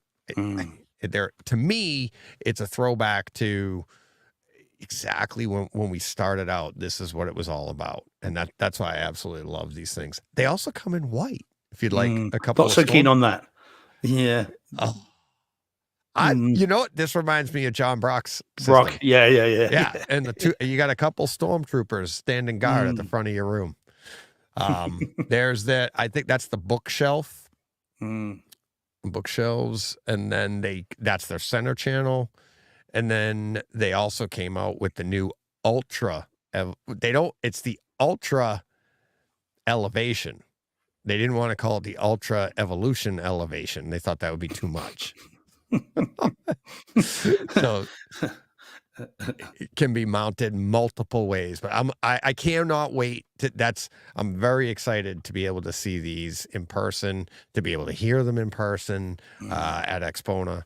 But that'll be my first opportunity. Really excited for that. So, and in case people are wondering who only tune into this, if you look on YouTube, or indeed, it's not up on iTunes yet, is it, Deej? But presumably it will be at some point.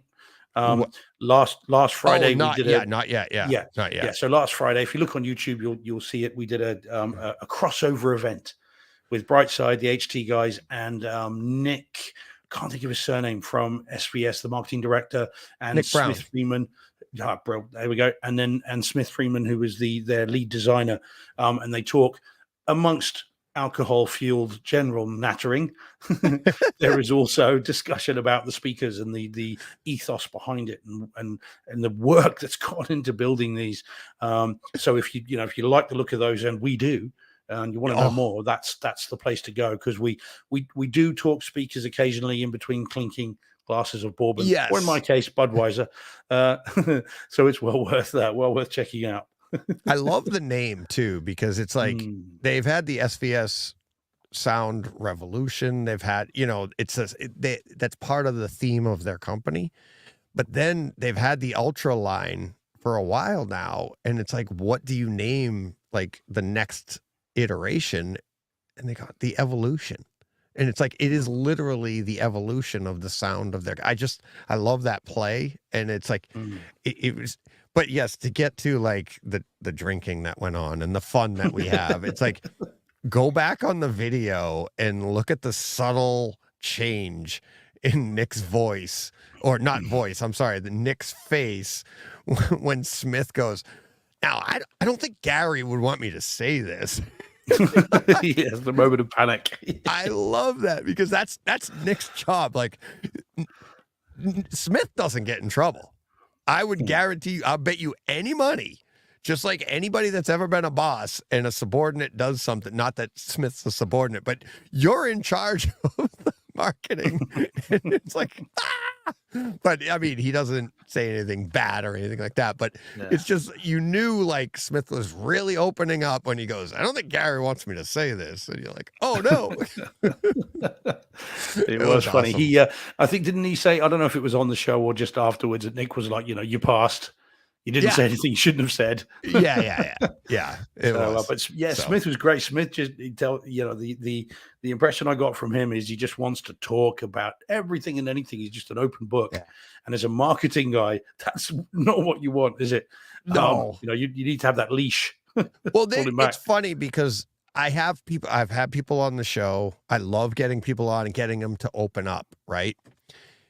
People like that, like Smith or like SVS or Kaleidoscape or Chris Seymour or any of these people, not only, I mean, they're here when I bring them on, it's like I want them to open up, but a lot of their stuff is very proprietary too. So they have to be very careful about how much they open up. And that's why I always tell them when I invite them on, I don't necessarily want to talk about your product. I want to talk about you. And I'd love to get Smith back and do that. Right. And I'd love to I'm dying to get Chris back and be able to sit down. He was on the 24-hour show, but I had great conversations with him at Cedia, but I mean, we totally hit it off. I had such a good time with him, and I'd love to get him back and really chat about him, not his products, which are great, but you get to know the person too. And Smith is like that. I've gotten to know Nick and Larry and stuff. But they do have to keep a lot close to the vest because it's very proprietary. Well, we were like that with Carl, weren't we, as well? With Carl Ellsworth, we were like, yes, because it was in the middle of the strike. Yeah. We were like, look, can we talk? And he was like, yeah, it'll be fine. Yeah. And, little did we know, we didn't realize just how much of a cinema home theater geek he was. And it was asking us all these questions, but we've got to get Carl back on. Yes, absolutely. Absolutely. So cool. I know he's busy writing at the moment, but he's, it's always good to get him back. So before we get to our last two movies, let me give you a home theater update. The latest, what happened today. We'll go back into the house, back into the basement. And this was this morning. I was there 6 a.m. this morning in the dark, helping them set up. We had to run lights. We had to plug windows. Because concrete creates heat and you want that heat to stay in. And it was only about 38 degrees today. So we had to do everything we could. So started early in the morning, got everything going. And here we go. They had a pump. I'll show you this line here is like that hose that they had to pump the concrete in from because of the way the property layout is, you couldn't get a cement truck down and be able to get it in. So they just run this pump system. And then this is what it looks like floated out. Nice. And this is hand, kind of floated. And really, this here, you'd love. This is really good. But what they do on the basements is, you see how they're just floating it out. They use the machine, then they hand float the edges and everything. This is it complete. I was walking on this. So this afternoon before I came to sit down here, they've cut the lines, the stress relief lines in it. But they burn it as well. So you run this machine, you see the guy in the machine down there, you just run that higher speed and you just like burn the edge and it kind of like glazes it and gives it a nice slick, nice finish. So it comes out really nice. And there it is. And now it is official. I know 100% I have 107-inch clearance for my ceiling. That's what I'm going to be able to do. That's my parents' side. And then, or as I prefer to think of it, screen 2. Screen 2. So that's good. I'm very excited. I measured the walls. I'm going to be able to get almost 14 feet wide in my open area. It's like 1310 will be the width of the room. It's going to be 20 feet deep. It's going to have if I have 107-inch clearance, I'm going to have 105-inch ceiling. Because if you look at those joists, I'm going to stagger my ceiling joists to the theater off of the joists that I have for the first floor, so that I am going to have a room within a room, completely isolated from the rest of the house. And to still be able to pull off that much space. So I'm super excited about that. Screen size, everything like that. It's all going to work. I didn't know since I sent that picture of me sitting on the log and I should have thrown that in here because it's kind of where we're standing right now. I didn't know. You don't know, right? And there's still HVAC has to come in, but he's going to HVAC that room. So I'm not worried about that. The width of the room is decided with the plumbing that you see on the walls there. So I'm like super, super Paul, build a skate park. Super excited that it's becoming a reality. Ordered the lumber today. As soon as that comes in, I have to start framing out the walls and everything. So, we're going to be seeing, literally be standing in the theater probably within a couple of weeks, standing in a framed out theater. And again, I've said it, might not have any equipment for a while, but I got room. Then it's a different kind of theater. You're just going to have to act out. It out. Yeah, I just got to build a stage. Just need a stage. Yep, done. Yep. So yeah, really, really excited. But yeah. So that is cool. It for this week for the home. I think the next thing we do in the house is we're kind of in a little bit of a standstill right now. Not a standstill. I got work to do, but I got time to do it. They pour the garage tomorrow, I believe. And HVAC starts next week. I have to have these walls up and everything in the basement by the time they go to do insulation, which still won't be for 3 weeks. So I got some time. Am I planning to have a floating floor for the theater? From VJ in the chat. Yeah, kind of. So what you do is I'm going to put down it's basically the kind of floor you would put down. It'd be, they're 2x2 squares with the plastic on the bottom. So it's separate from the concrete. And then that keeps everything, nice and separate, but it's separate from that as well as separate from the walls. I actually was talking to Paul Hurd a while ago about this in one of our chats, and that I was thinking of putting my walls on it, but then he was like, no, put your walls down on the floor and then keep this separate. And then that keeps everything.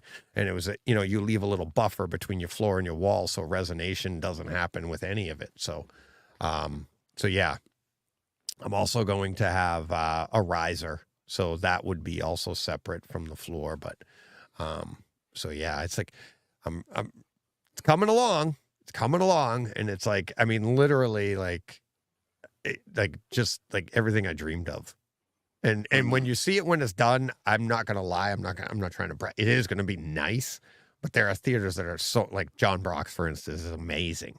But this to me is like, this is what I've had in my head, like things that I've always wanted to do, and I, you know, I've been literally dreaming about it forever, and it's starting to come to reality, and it's scary but fun. So much fun. Yeah. I know how you feel. Yeah. So, all right, let's get back to some more actual home theater experiences. Here we go. Super excited to talk about this one. So, have you seen this one, DJ? No. A couple times. A couple of times. Oh, I was talking about you in the build-up to seeing this again. So this is The Batman film. You know, a few people would have heard of. And those who have been listening and tuning in longer will know we've already done this movie. We've done it quite a bit. However, this week, again, for reasons, I had the opportunity of watching this at full Cinema George reference level, with someone who had never seen it and has been really wanting to see it for a long time. And so I had the opportunity of screening this like this. And when I last saw it, I've only seen it twice at home. When I last saw it, I did have it at a certain, you know, volume, but it wasn't quite at my reference levels. So this time it was. And boy, oh boy, oh boy, oh boy, oh boy. I mean, this is fantastic. I mean, there is no arguing about this movie. You know, it's a great film, and oh my goodness me, I had an absolute literal blast with this. And noticed a number of things that I hadn't noticed before sound-wise. In terms of, again, we talked earlier about the abyss and subtlety of sound.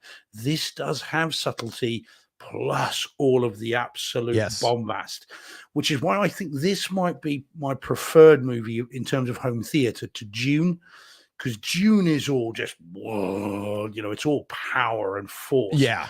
Whereas this has that, but it also has subtlety. And one of the numerous things I noticed, but one in particular, is at the beginning when the Riddler opens out the duct tape to do what he does. He raises his hands above the screen and the duct tape goes with it. Yes. And it's like, oh, how cool is that? You know, that was, I've not noticed that before. And it goes with it. Yeah. Every time I watch it. Yeah. Every time I watch that scene, every time I watch this movie and that scene comes up, I'm like, did I hear what I thought I heard? Because sometimes you'll just go with it because that's what happens and you're so excited. But you're right, and it does. I've talked about that so many times, and I'm so excited. Like you heard that. It's like because you're like, oh, it goes. But what's funny? But what's funny is your speakers aren't up there. It's just how it's so well executed. Yeah. So that was the first time I'd noticed that like that, and yep, sure enough, there it is. And you know, it was great. Now, what was interesting is that the person that I was watching this with is an ex-street racer, and they'd had a long day. And bear in mind the length of this movie, so you get about an hour and a half in, and they're just starting to drift off, and I'm like, don't just wait. Here is something as cool as coming. And then you get the Batmobile. Oh. And I mean, bear in mind, if it referenced there, oh my goodness me. I've never seen a grown person look like they were a kid again so quickly. Yeah. It just was wide-eyed. And of course, as soon as the engine goes and you just get that, I mean, the whole front of the room moves, it seems, forward. And and it just rocks. And that entire sequence, and then that kept them awake for the rest of the movie. There was no drifting off after that. It was awesome. And I mean, you talk demo sequences. I mean, that is one that's just whack it on, let it go, and just watch the room rearrange itself, but in a properly controlled way. It doesn't roll off. It doesn't go so deep that everything gets destroyed. It's controlled, but so muscular and deep as well. Oh, it's great. So yeah, I mean, I had such a good time watching this again. And again, the person who saw it for the first time was like, that was amazing. It's like, oh yeah. no doubt about it. It's very, very cool. I mean, I just wish we'd had our sequel by now, and we're going to get it, 2025, 26, maybe they're talking about shooting next year. And in the meantime, as Jordan says in the chat, we'll have the Penguin series, which I noticed Colin Farrell today is saying is hard R. It's a proper violent series. Oh, nice. So that bodes well. Hopefully, it means that. I mean, I'm not too sure about the series because I don't quite know what they're going to be able to do with it. But he seems very keen on it. But this was great. And I, that's why I put the picture, because I knew you'd want to see it again. So I put the picture in our little shared picture folder so that you could see it. And then you're like, what? And I'm like, yeah. So you're like, okay, I'm going to see it. I was like, I got to get home. I got to go put it. And I did. As soon as I got home that day, I put it on, and I've watched it. I wasn't able to sit and watch it all in one viewing, but God, geez, it's just so good. That Batmobile scene, even the imagery later on, some of the high-rise shots, right, of him and Catwoman and stuff, and it's like, I just love that in the detail, even the climactic scene at the end, and the audio on that, and the cityscape and everything. It's just so well done.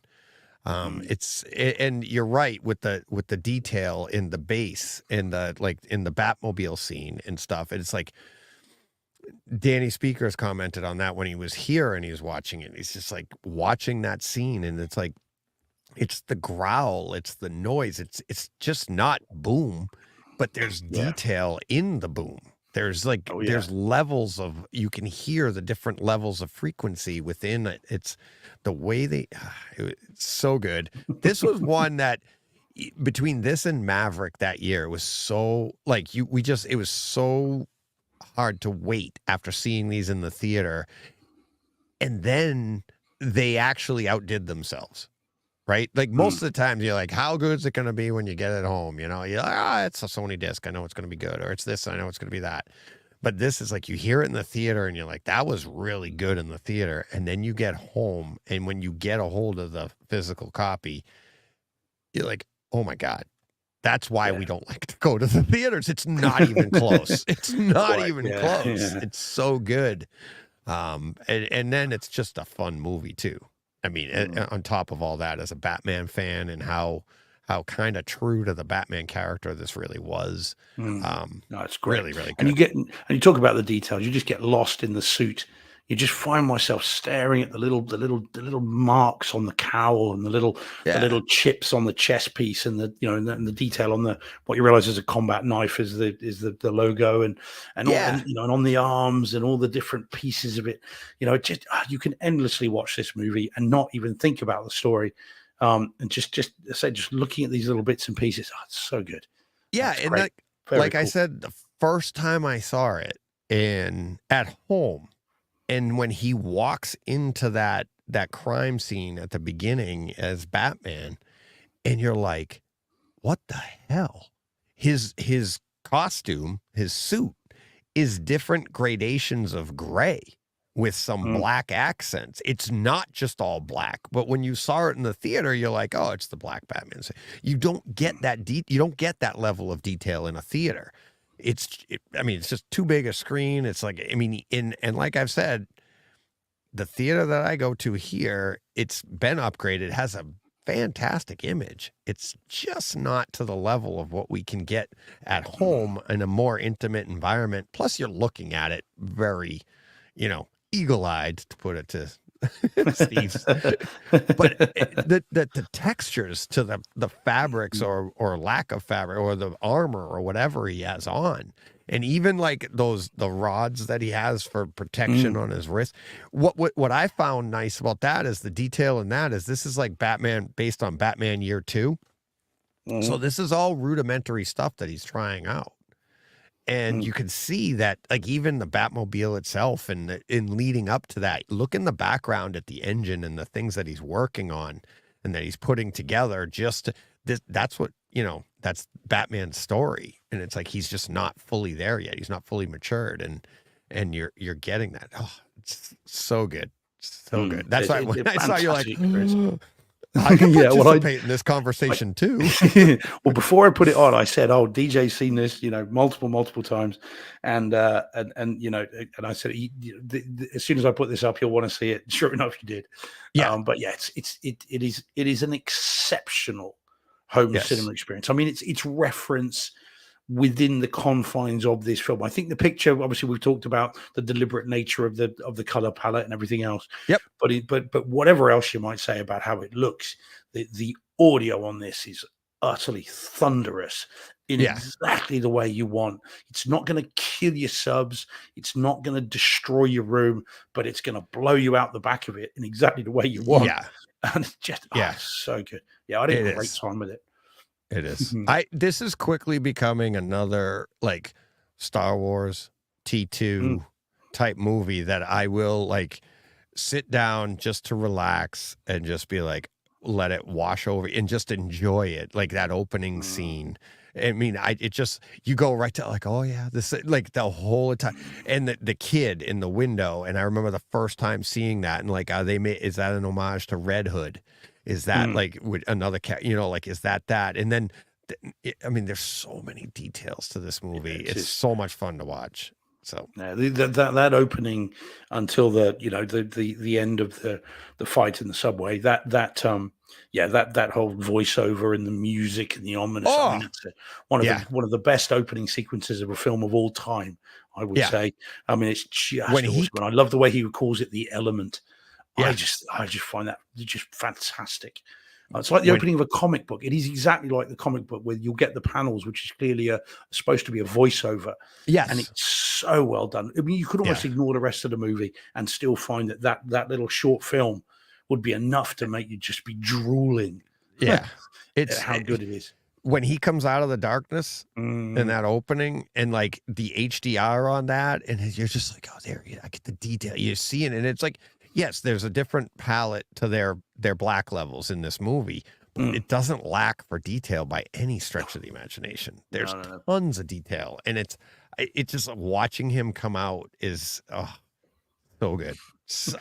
The only way it could be better is if they had. I thought you'd get a kick out of it.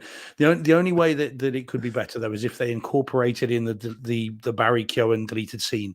I would have, with him as the Joker, that longer scene with Batman. I mean, that should have been in the film. It really should. And the only way they can reset the karmic balance is if he is the Joker in the sequel, because he is fantastic in that, and he's creepy as you'd want the Joker to be. That really should have been in the movie. So if they did that, let's go movie wise for a second. Do you think that's too on the nose to Nolan's trilogy, where Joker showed up in the second movie? Yeah, but this is a very different version of it. I mean, it's a totally different. It's a completely. Do you know what? I would say it's even a different genre to the Nolan movies. I mean, this is a very different film, and no doubt the second one would be. I mean, honestly, it'd be more horror than anything else. I mean, it's almost body horror looking at the Joker. That would be great. So there's a way of doing this, and you can completely differentiate that from Nolan, and still have this absolute animal as the Joker. This idea that when the Joker tells a joke, the only person laughing is him, and everybody else should feel sick. Yeah, and that's kind of how you get. This is what he seemed to be doing. So I would love to see that. Yeah, but that, like you say, it might be a bit on the nose. But with James Gunn in charge, hopefully he won't mind a bit of that. Maybe give the people what they want. Yeah, it's so good. Yeah, Fred is saying, yeah, Fred, you're right. That's what we were. One of the many things we were talking about, buddy. Yeah, it's awesome. Yeah, very, very Fred cool. said hello earlier. Yeah. Yep. Oh man, thank you. Thank you for bringing that up this week, Steve. I told you I was at work. I was like so excited. So if next week I put up a picture of Evil Dead Rise, I will not say thank you. I'll say something else. Yeah, I'd never say that. No, I'm kidding. All right. So we got a couple to go here. Let me do this one first. This is another one from me before we get to our final. But I had to do this. I had to. This is Roadhouse from yeah. what is it? 1989.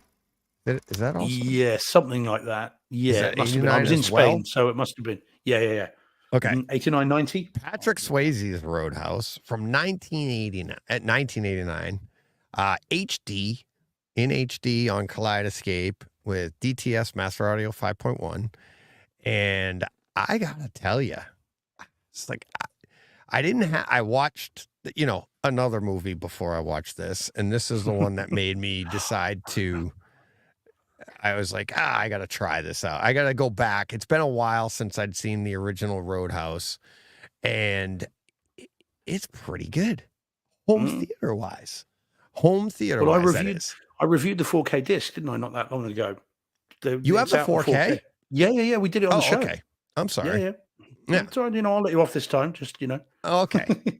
But even like on the Kaleidoscape in HD with the 5.1 up mixed, of course, it sounded really, really good. I thought the image quality was really good as well in HD. I was way more impressed with it than I thought I was going to be. Tons of nice ambient sounds throughout. And the scene with at the beginning when he's looking for a place to live, and when he first turns around to walk in, now you can hear the horses. I forget which side of the room it was on though, but it was like you can hear the horses, the footsteps of the horses in the dirt. You don't see them. You just know that they're over there. It was really, really cool. I was like, wait a minute, they put that much detail into Roadhouse?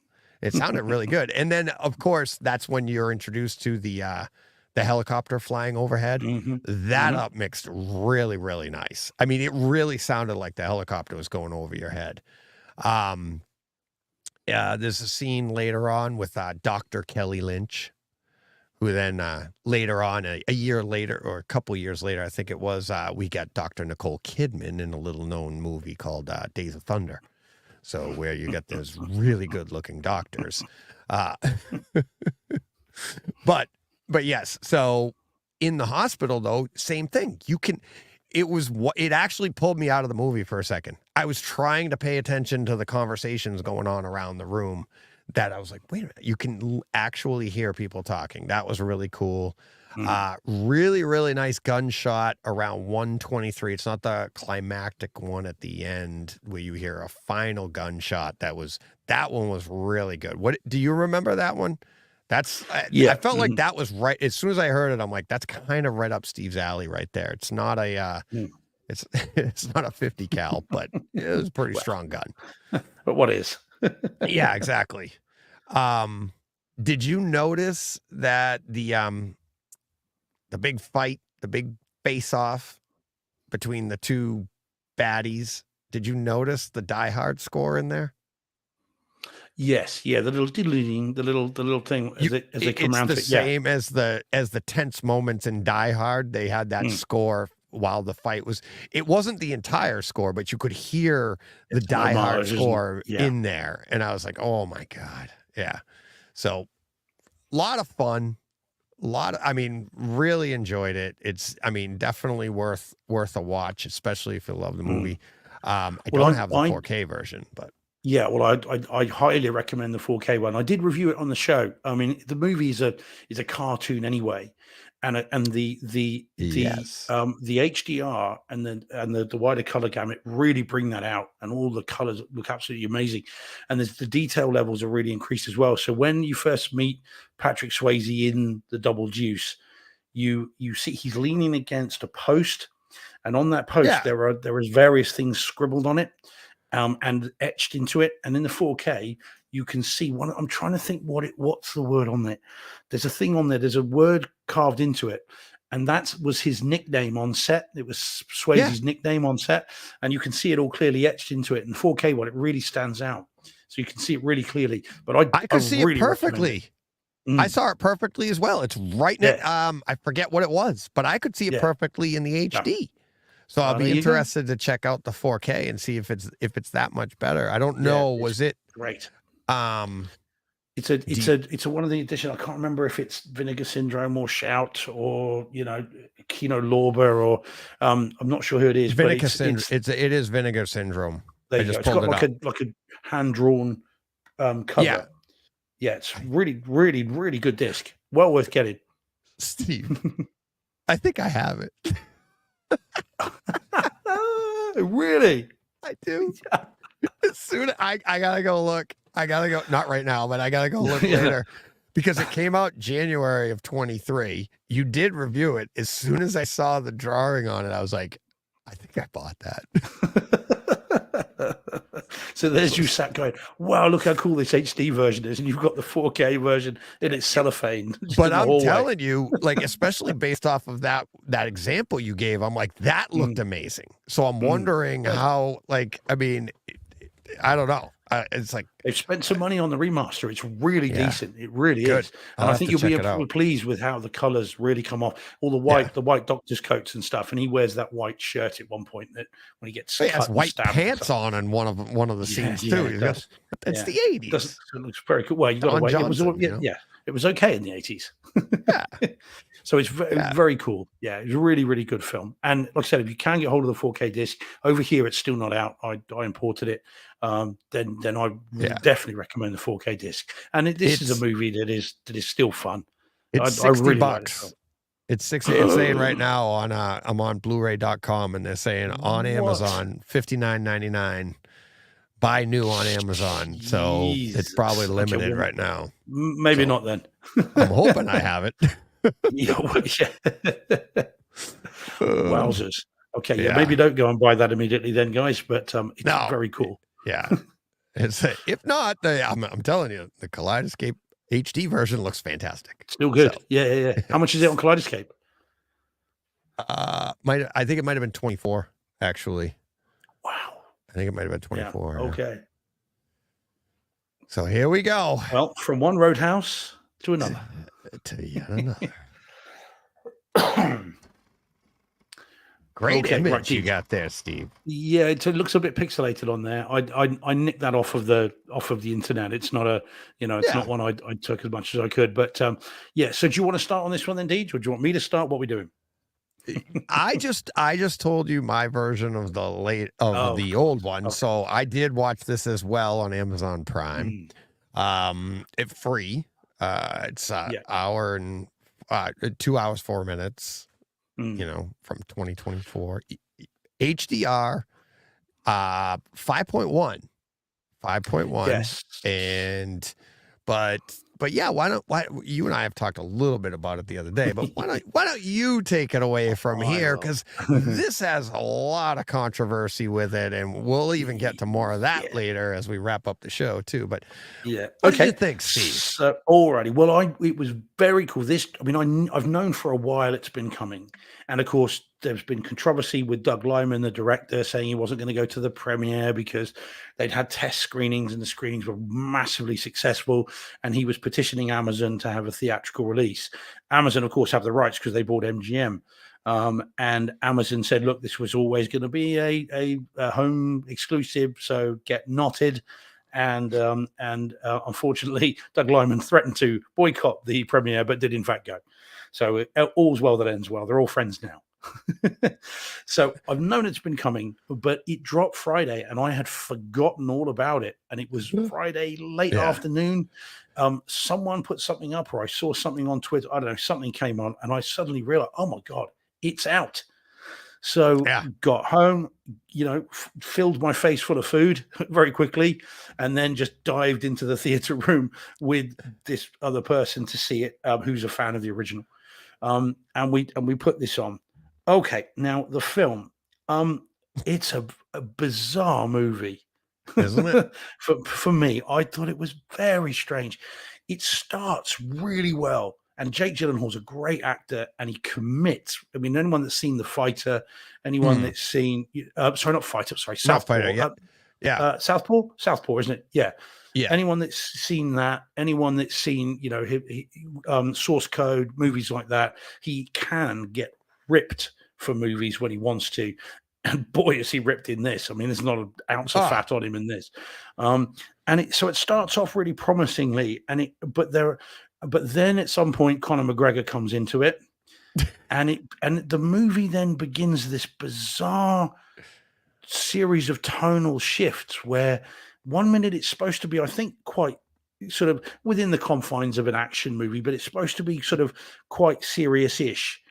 And then it takes a complete turn into Looney Tunesville, and then it kind of comes back again, and sometimes that happens within the same scene. I mean, there's sequences where there's a fight going on, a life or death fight, and they're talking about pianos. Yeah. And you're like, what? And I kid you not, Deej, me and the person I saw it with, both of us looked at each other and were like, what? Yeah. And so it's very strange tonal shifts. And I personally don't think the film ever really works out what it wants to be. So I did enjoy it. The fights are well done. Interestingly, I didn't know at the time, but I do know now that the fights have been filmed in a very unusual way. Yeah. And there's a lot of CG trickery gone into those, which looking back, you realize it. But at the time, I didn't know that. And so, the fights are good. Most of it's good. Conor McGregor performance is, I think you either love it or you hate it. I think I'm a little bit more on the latter than the former, because I think he is to this film. See, because this is what I was trying to work out. Has there been a character that is threatened to derail a movie in another film? And the only one I could come up with is Chris Tucker in Fifth Element. Oh, whatever. God. A character Yeah, that but you comes don't like in, that movie. not and it's exactly. like- yeah. A character that comes in who just does something that just kind of changes everything, and that's Conor McGregor in this film for me. No, but here's the thing. That's Chris Tucker acting. We've all seen Chris Tucker do other things. He can be extreme like that. This Conor McGregor, they're like, what is he doing? I'm like, that's the thing. He's not acting. That's just how he is. That's how he would act in like the UFC when they do weigh-ins, and he's just like, yeah. It's like, I mean, he's just bonkers. I think he just. Man. I think Conor McGregor is living his life like what's his name did, or Jared Leto did, trying to be the Joker. Like just went bonkers for the sake of being bonkers. But that's Conor McGregor's life. That's what he's trying to be. Yeah, but then that's fine. Let's have a film with him. But not then wonder. It's like he was just on set that day and thought, you know what, I'm going to step in front of the cameras. No one's going to stop me because I'm Conor McGregor. And so it's very strange. And the movie never quite. And I mean, I would say, hopefully Mr. McGregor's not listening or watching. But I think it's Razzie level for me. I mean, it might just be playing himself. McGregor or the whole movie? Yeah, no, McGregor. Oh, I mean, absolutely. He's horrible. Razzie all He's day horrible. Long. He's horrible. Now, having said all that, I did enjoy it, and enough to. And I did say to the person when I finished it, I said, if they release it on physical media, I'll buy it 100%. If you get that 4K disc, I'll buy it. But I said, but otherwise, I won't see it again. I wouldn't watch the stream again. I would never feel the need to do that. So the film is crackers. And just very, very strange. But you've got to admire the fact they did try something different. This is not a direct remake. It's not a reboot either. This is a very different kind of movie. And you have to give them some it shares sort of name only. Really? I mean, there's Easter eggs, homages to the original in the movie, but the movie's nothing like. It's a completely different story, right? Yeah, it is. Well, not completely. It's kind of the same story, but all the characters have been changed for the sake of anonymity, I guess. Protect the innocent. Or protect the guilty in this case, I think. Yeah, exactly. It's like, but go ahead. Go ahead. Yeah, so I did enjoy it, almost in spite of myself. It is not as good as the first one. I love the first Roadhouse. That film has a place in my life and in history, whatever you might think of it. And this does not come close to that, nor would it ever fit, really. But I did enjoy it. Now, the thing that most impressed me about it is, and again, we'll make it clear, we're talking here about the 4K version. And of course, Deej, we have to acknowledge that since we last reviewed an Amazon Prime movie, there are now two tiers, aren't there? So you've got the non 4K version, and then you pay extra now for the extra $2.99 a month, whatever it is, to get your 4K, Atmos. Not that this is in Atmos. So we're reviewing the 4K version. Both of us pay the extra for that. I thought it looked really, really good for a streamed Yeah. release. I actually was really impressed. It helps that it was shot in the Dominican Republic. I didn't see any Brightside Home Theater shirts, but I'm going to watch it again. Who knows? But it helps that it was shot there, because all of the turquoise ocean, the very bright colored shirts that Jake Gyllenhaal wears for most of the movie, the wood grain and the ceiling and the roof of the thatched roof of the Roadhouse, all look beautiful. And and again, all the rippling muscles. I mean, everybody in this movie is ripped to the nines. I don't know how they've got time to run a bar. They're too busy in the gym, one would imagine. And they're all that is detailed as anything. It looks fantastic. And again, as the movie was going on, I was just thinking, wow, this is great. But unfortunately, I can't say the same for the audio. Really? It is well, yeah. One, I had to bump it quite a bit more than I normally would. I had to go quite far. I mean, I'm talking maybe 10 dBs more than I normally would. It really did have to bump it. Yeah, not me. and I thought it was great. Yeah, well, I had to bump it. No, I'm not. That's what that's why I wanted to like kind of jump in right there. Is that there's variables to streaming. And it could be, I mean, it could be your stream at the time. It could be this, it could be that. It's like just what you hear and see doesn't mean that's the guarantee of what that is.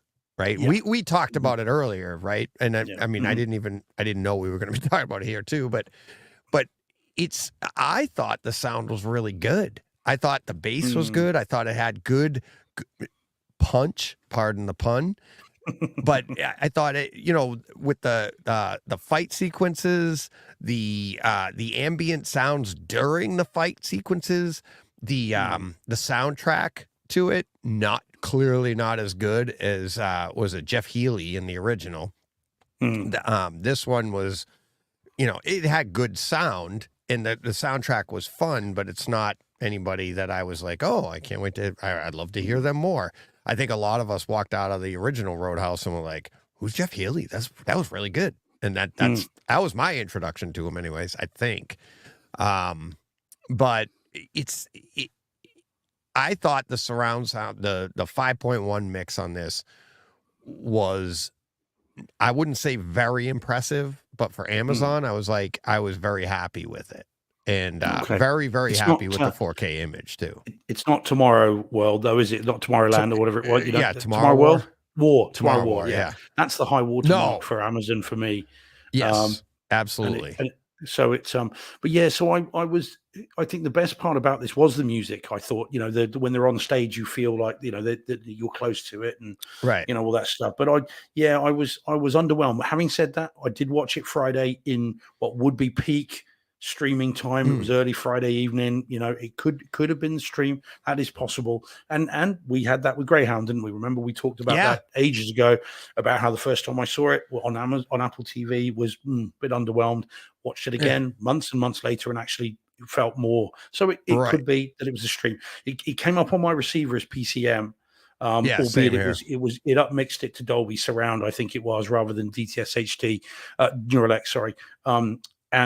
Mine was DTS Master Audio. I always upmix. If it's not the only thing I upmix to Dolby Surround is Dolby. So if it's a Dolby 5.1 mix, it'll upmix to surround. Everything else goes to DTS Master Audio or DTS Neuralex. Master Audio. Neuralex, yes. Yeah, well, mine seems to upmix PCM to Dolby Surround, and then and obviously all Dolby tracks, and then all the DTS ones are Neuralex. So yeah, I mean, I'll give it another go, maybe, but I'm not. I didn't enjoy it enough to want to see it urgently. But maybe sometime down the line. See, that's the thing to me is this isn't like I don't think it's a great movie by any stretch of the imagination. But I found it really entertaining. I love Jake Gyllenhaal. I love his sarcasm through this, right? He's a different kind of Dalton. He has I think this movie is like if you took this isn't really a spoiler. Think of the original one, and like everything you think about the original one, I could actually tell you if you ever want to talk spoilers. They almost took everything from the original one and did the opposite, right? Now, to the point that in the original one, here's a small spoiler, but everybody's already seen Jake Gyllenhaal, right? He's ripped. Swayze was ripped, but he wasn't big. And that was the line in the movie. Yeah. Right? It's like, oh, I Mhm. thought you'd be bigger, right? In this one here, you look at Jake Gyllenhaal and you'd be like, that's about right. It's like, that's what you expect that guy to look like. He's a badass and he's huge. And I mean, so they kind of like took the original and turned it on its head and made something else. And you're right. There are times when it's convoluted. It doesn't really work. Like, what are you trying to be here? A couple of the stunt scenes I thought got a little wonky with the FX, but for the most part, I loved what they did with the new fight scenes here. It's like, I don't think it's ever been done. There was one particular fight scene where I've been in fights, and it's like it actually gave you that feel because the sound in the room went down because, like, you know, like you're like you've been hit and you're like everything's blurry. Well, things got blurry on the screen, and you're trying to focus on your opponent. And in this movie, they actually did that from the fighter's perspective, the first person perspective of you trying to focus on that person, but all the while, the room actually gave you that same sense of feel. If you've ever been in a real fight where you're like, this isn't like a drill, it's not anything, you don't know what's going to happen next. All sound kind of goes away because you're just so hyper focused and you're like, oh, but that's what that room did. And I thought they kind of nailed that really, really well. Yeah. So go ahead. Yeah, sorry. It'll be interesting to see what they do with that fight technique. I can imagine Chad Stahelski and those guys that, you know, with John Wick and Nobody and all these movies. I can imagine someone taking this technique and pushing it further. Yes, because it does bring a visceral nature to the fighting, which is you know, engaging. I mean, you know, entertaining might be the wrong word, but the problem with this movie is it then undercuts that. And again, as Rach says, I thought it was weird them talking about the piano. You know, in the middle of kind of this fight, it's just odd. So this movie kind of wants its cake and wants to eat it as well. It wants to kind of be violent and visceral and all that stuff, but then be a kind of comedy too. And so this film is odd. And Doug Liman isn't normally like that. I mean, he's made some great movies. And so so it is undercut. But so someone taking this technique and pushing this to something serious could be very, very interesting indeed. I mean, Scott Adkins was tweeting over the weekend about that fight technique and going, this is in my wheelhouse. So he's like, I'm you know, really enjoyed that. And you can imagine them taking that, you know, a lot further. And Donnie Yen and you know, all these guys really trying to make it different. So we might look back on this as the first of a, you know, as a bit of a genre pushing movie. But at the moment, Conor McGregor just overshadows it all for me and just kind of is just too much. You know, he might, I mean, people have said he's the Tasmanian devil in this. That's what he's supposed to be. Fine. But then put that in the Looney Tunes. Don't put that into a real world movie about, you know, fighting. It just, I don't know. But having just seen the Daredevil, the Ben Affleck Daredevil, the scene when they call him in on this is very reminiscent to that scene in that movie when they call Colin Farrell to be, you know, Bullseye. And it's like the same, he gets a phone call and you're like, hey, you know, and he's like, you can't understand his, you know, with his accent. And it's the same with Colin Farrell. It's like very reminiscent of that, but it's, that didn't bother me in the least because I think that's just I was not, to me, I would have been shocked if he came off as like reserved. I thought that would have been a more fun, like, if they used Conor McGregor and had him act like the guy that was the original, play against type.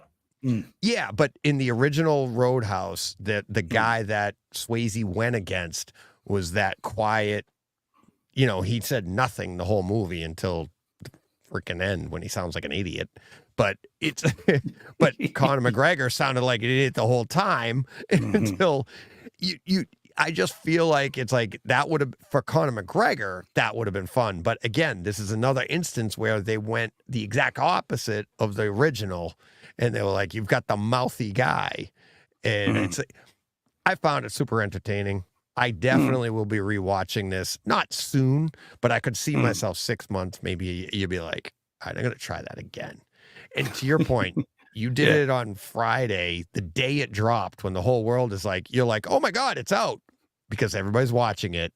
I wouldn't be surprised if you had a better stream, you had better audio. Yeah. Well, I hope so, because I said the video was great. And so, whatever Yeah. else I might think of the movie, it did look good. And I've constantly found myself, marveling at how sharp it looked and the colors and all that kind of stuff.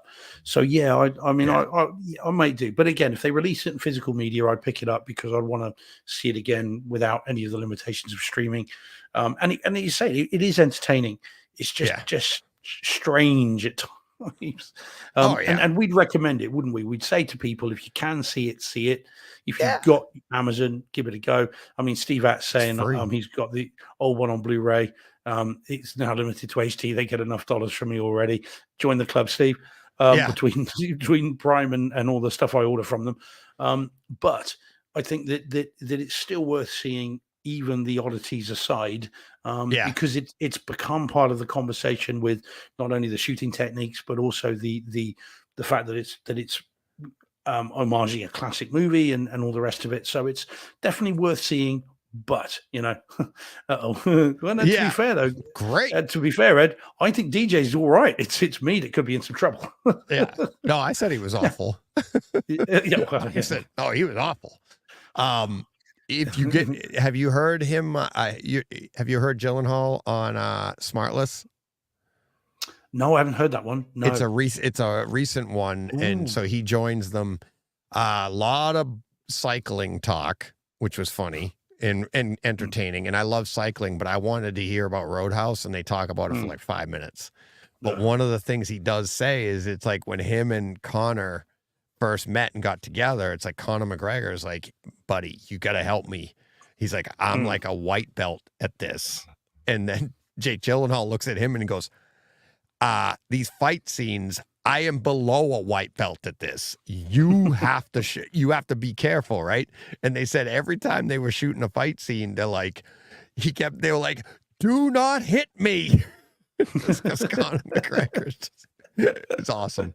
So I have seen an interview. Worth listening. Yeah, I've seen an interview with them since, and where he said, he said, I would. This was perfect for me. I've been in loads of bar fights. I think no. You can imagine how nervous the director was. Don't hit the talent in the face. Don't do it. But apparently, did hit him once. I heard. I'd read somewhere that he did actually hit him at least once. But yeah, I mean, I mean, look again, as I always say. Whatever else I might have thought of the movie, I'm glad I saw it in my cinema first, because I think if I'd seen this in a commercial theater, I would have hated it. So seeing it at home, comfortable, really good screen, audio, all right, was the way to experience this. I'm so glad that's what it did. So whatever else I might say, thank you to Amazon for at least giving us the chance to see this at home rather than a theatrical version. I didn't need to see that. This is how I wanted to see it. So, there's always that. And here's the thing. I don't shy away from anything. I love opposing opinions. Coming up on Takeover Tuesday, I got Conor McGregor. Yeah, exactly. You're going to see DJ get killed. No, I had even better than Conor McGregor. I'll tell you right now. I got Rich Keefe from #Dork Podcast. They have hated this movie since it was announced. I wanted both of them, but we couldn't arrange the schedules to get Keith and Davey together. Davey is angry at this movie. And so, Has he seen it? Oh, yeah. They did. Go and listen to their show. This week's show is Roadhouse. He's not wrong. And that's what I love about, and that's why I want to get Davey on the show, and the anger. I don't mind that you have a different opinion, as long as you know why you have the opinion, right? Not like, that's crap. What is it? I don't know, but I just don't like it. No, he's seen it. He hates it. And he doesn't know why it was ever made. And I had invited him on the show. We talked, even before it dropped, we had talked about it, right? So we couldn't get the three of us together, but me and Rich talk about it. And he feels the same way as Davey, not as angry, but we go back and forth, and it's pretty good. You know, we have a good discussion about it. We talk about home theater as well, but yeah, that's coming up on Takeover Tuesday. Oh man, it was so much fun, but I got to get Davey in. Did he present you with your door key? No, but we talked about it. And I got confirmation. I got confirmation on the air. I already knew. I talked to him before. But I got confirmation on the air that will go out on Tuesday that we are the only people to have won a door key other than themselves for the best podcast of a year. So award winning. I mean, the hashtag Dork podcast was undefeated like 7 years running. And then we did. So there you go. So yeah. They're great. They're fun guys. I even told I told them I told Keith at the beginning, I'm like, I'm opening it up to you guys. I'm opening it up to you. You can swear because I know you guys like to do it. And we joked about it, but there are spoilers. So I discovered. Yeah. But yeah, we have a great time. We have a really good time. So, but that's coming up on Tuesday. So, but that's it. And we were so excited about Roadhouse. We had the image up there for the longest time and not us. It was just us talking away with the image of Roadhouse. I forgot to pull down so you could still see our beautiful faces. We got excited. Yeah, a little excited. It's that good of a movie, right? It's like Academy Award winning. Well, some sort of an award. Well, you know what's funny is in that conversation, I mean, in the whole thing, the original Roadhouse was horrible too when it first came out. It was nominated for Razzies. It's like, it made me go and look up at the Wikipedia of the original and then read like the reception. Go to Wikipedia, look up Roadhouse from 1989.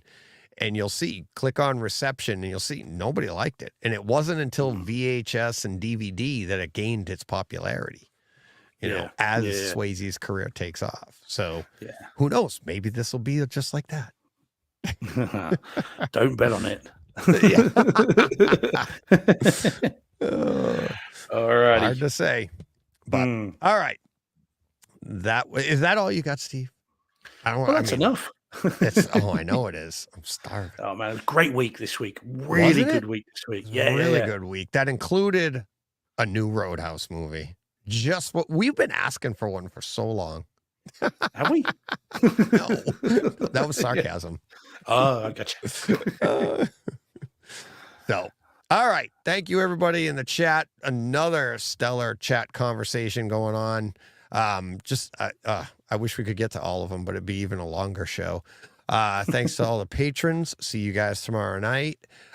If you've been listening this long and you haven't reviewed, and subscribed on any of them, especially YouTube, iTunes, or give $1 a month. What does it hurt? It's only $1 to you. Go to Patreon, do that, or buy us a box of popcorn. You're still listening at this hour. We've been going for $2.17 now. So really appreciate you. Or you don't have to do anything. Just enjoy.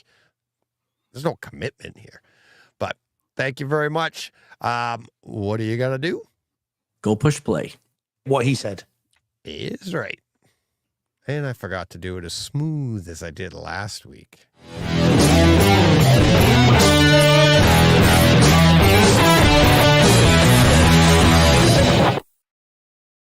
Hey, Fred. This has been a Hey Fred production with theme music by Jeff Bernhardt and Throne Vault Productions.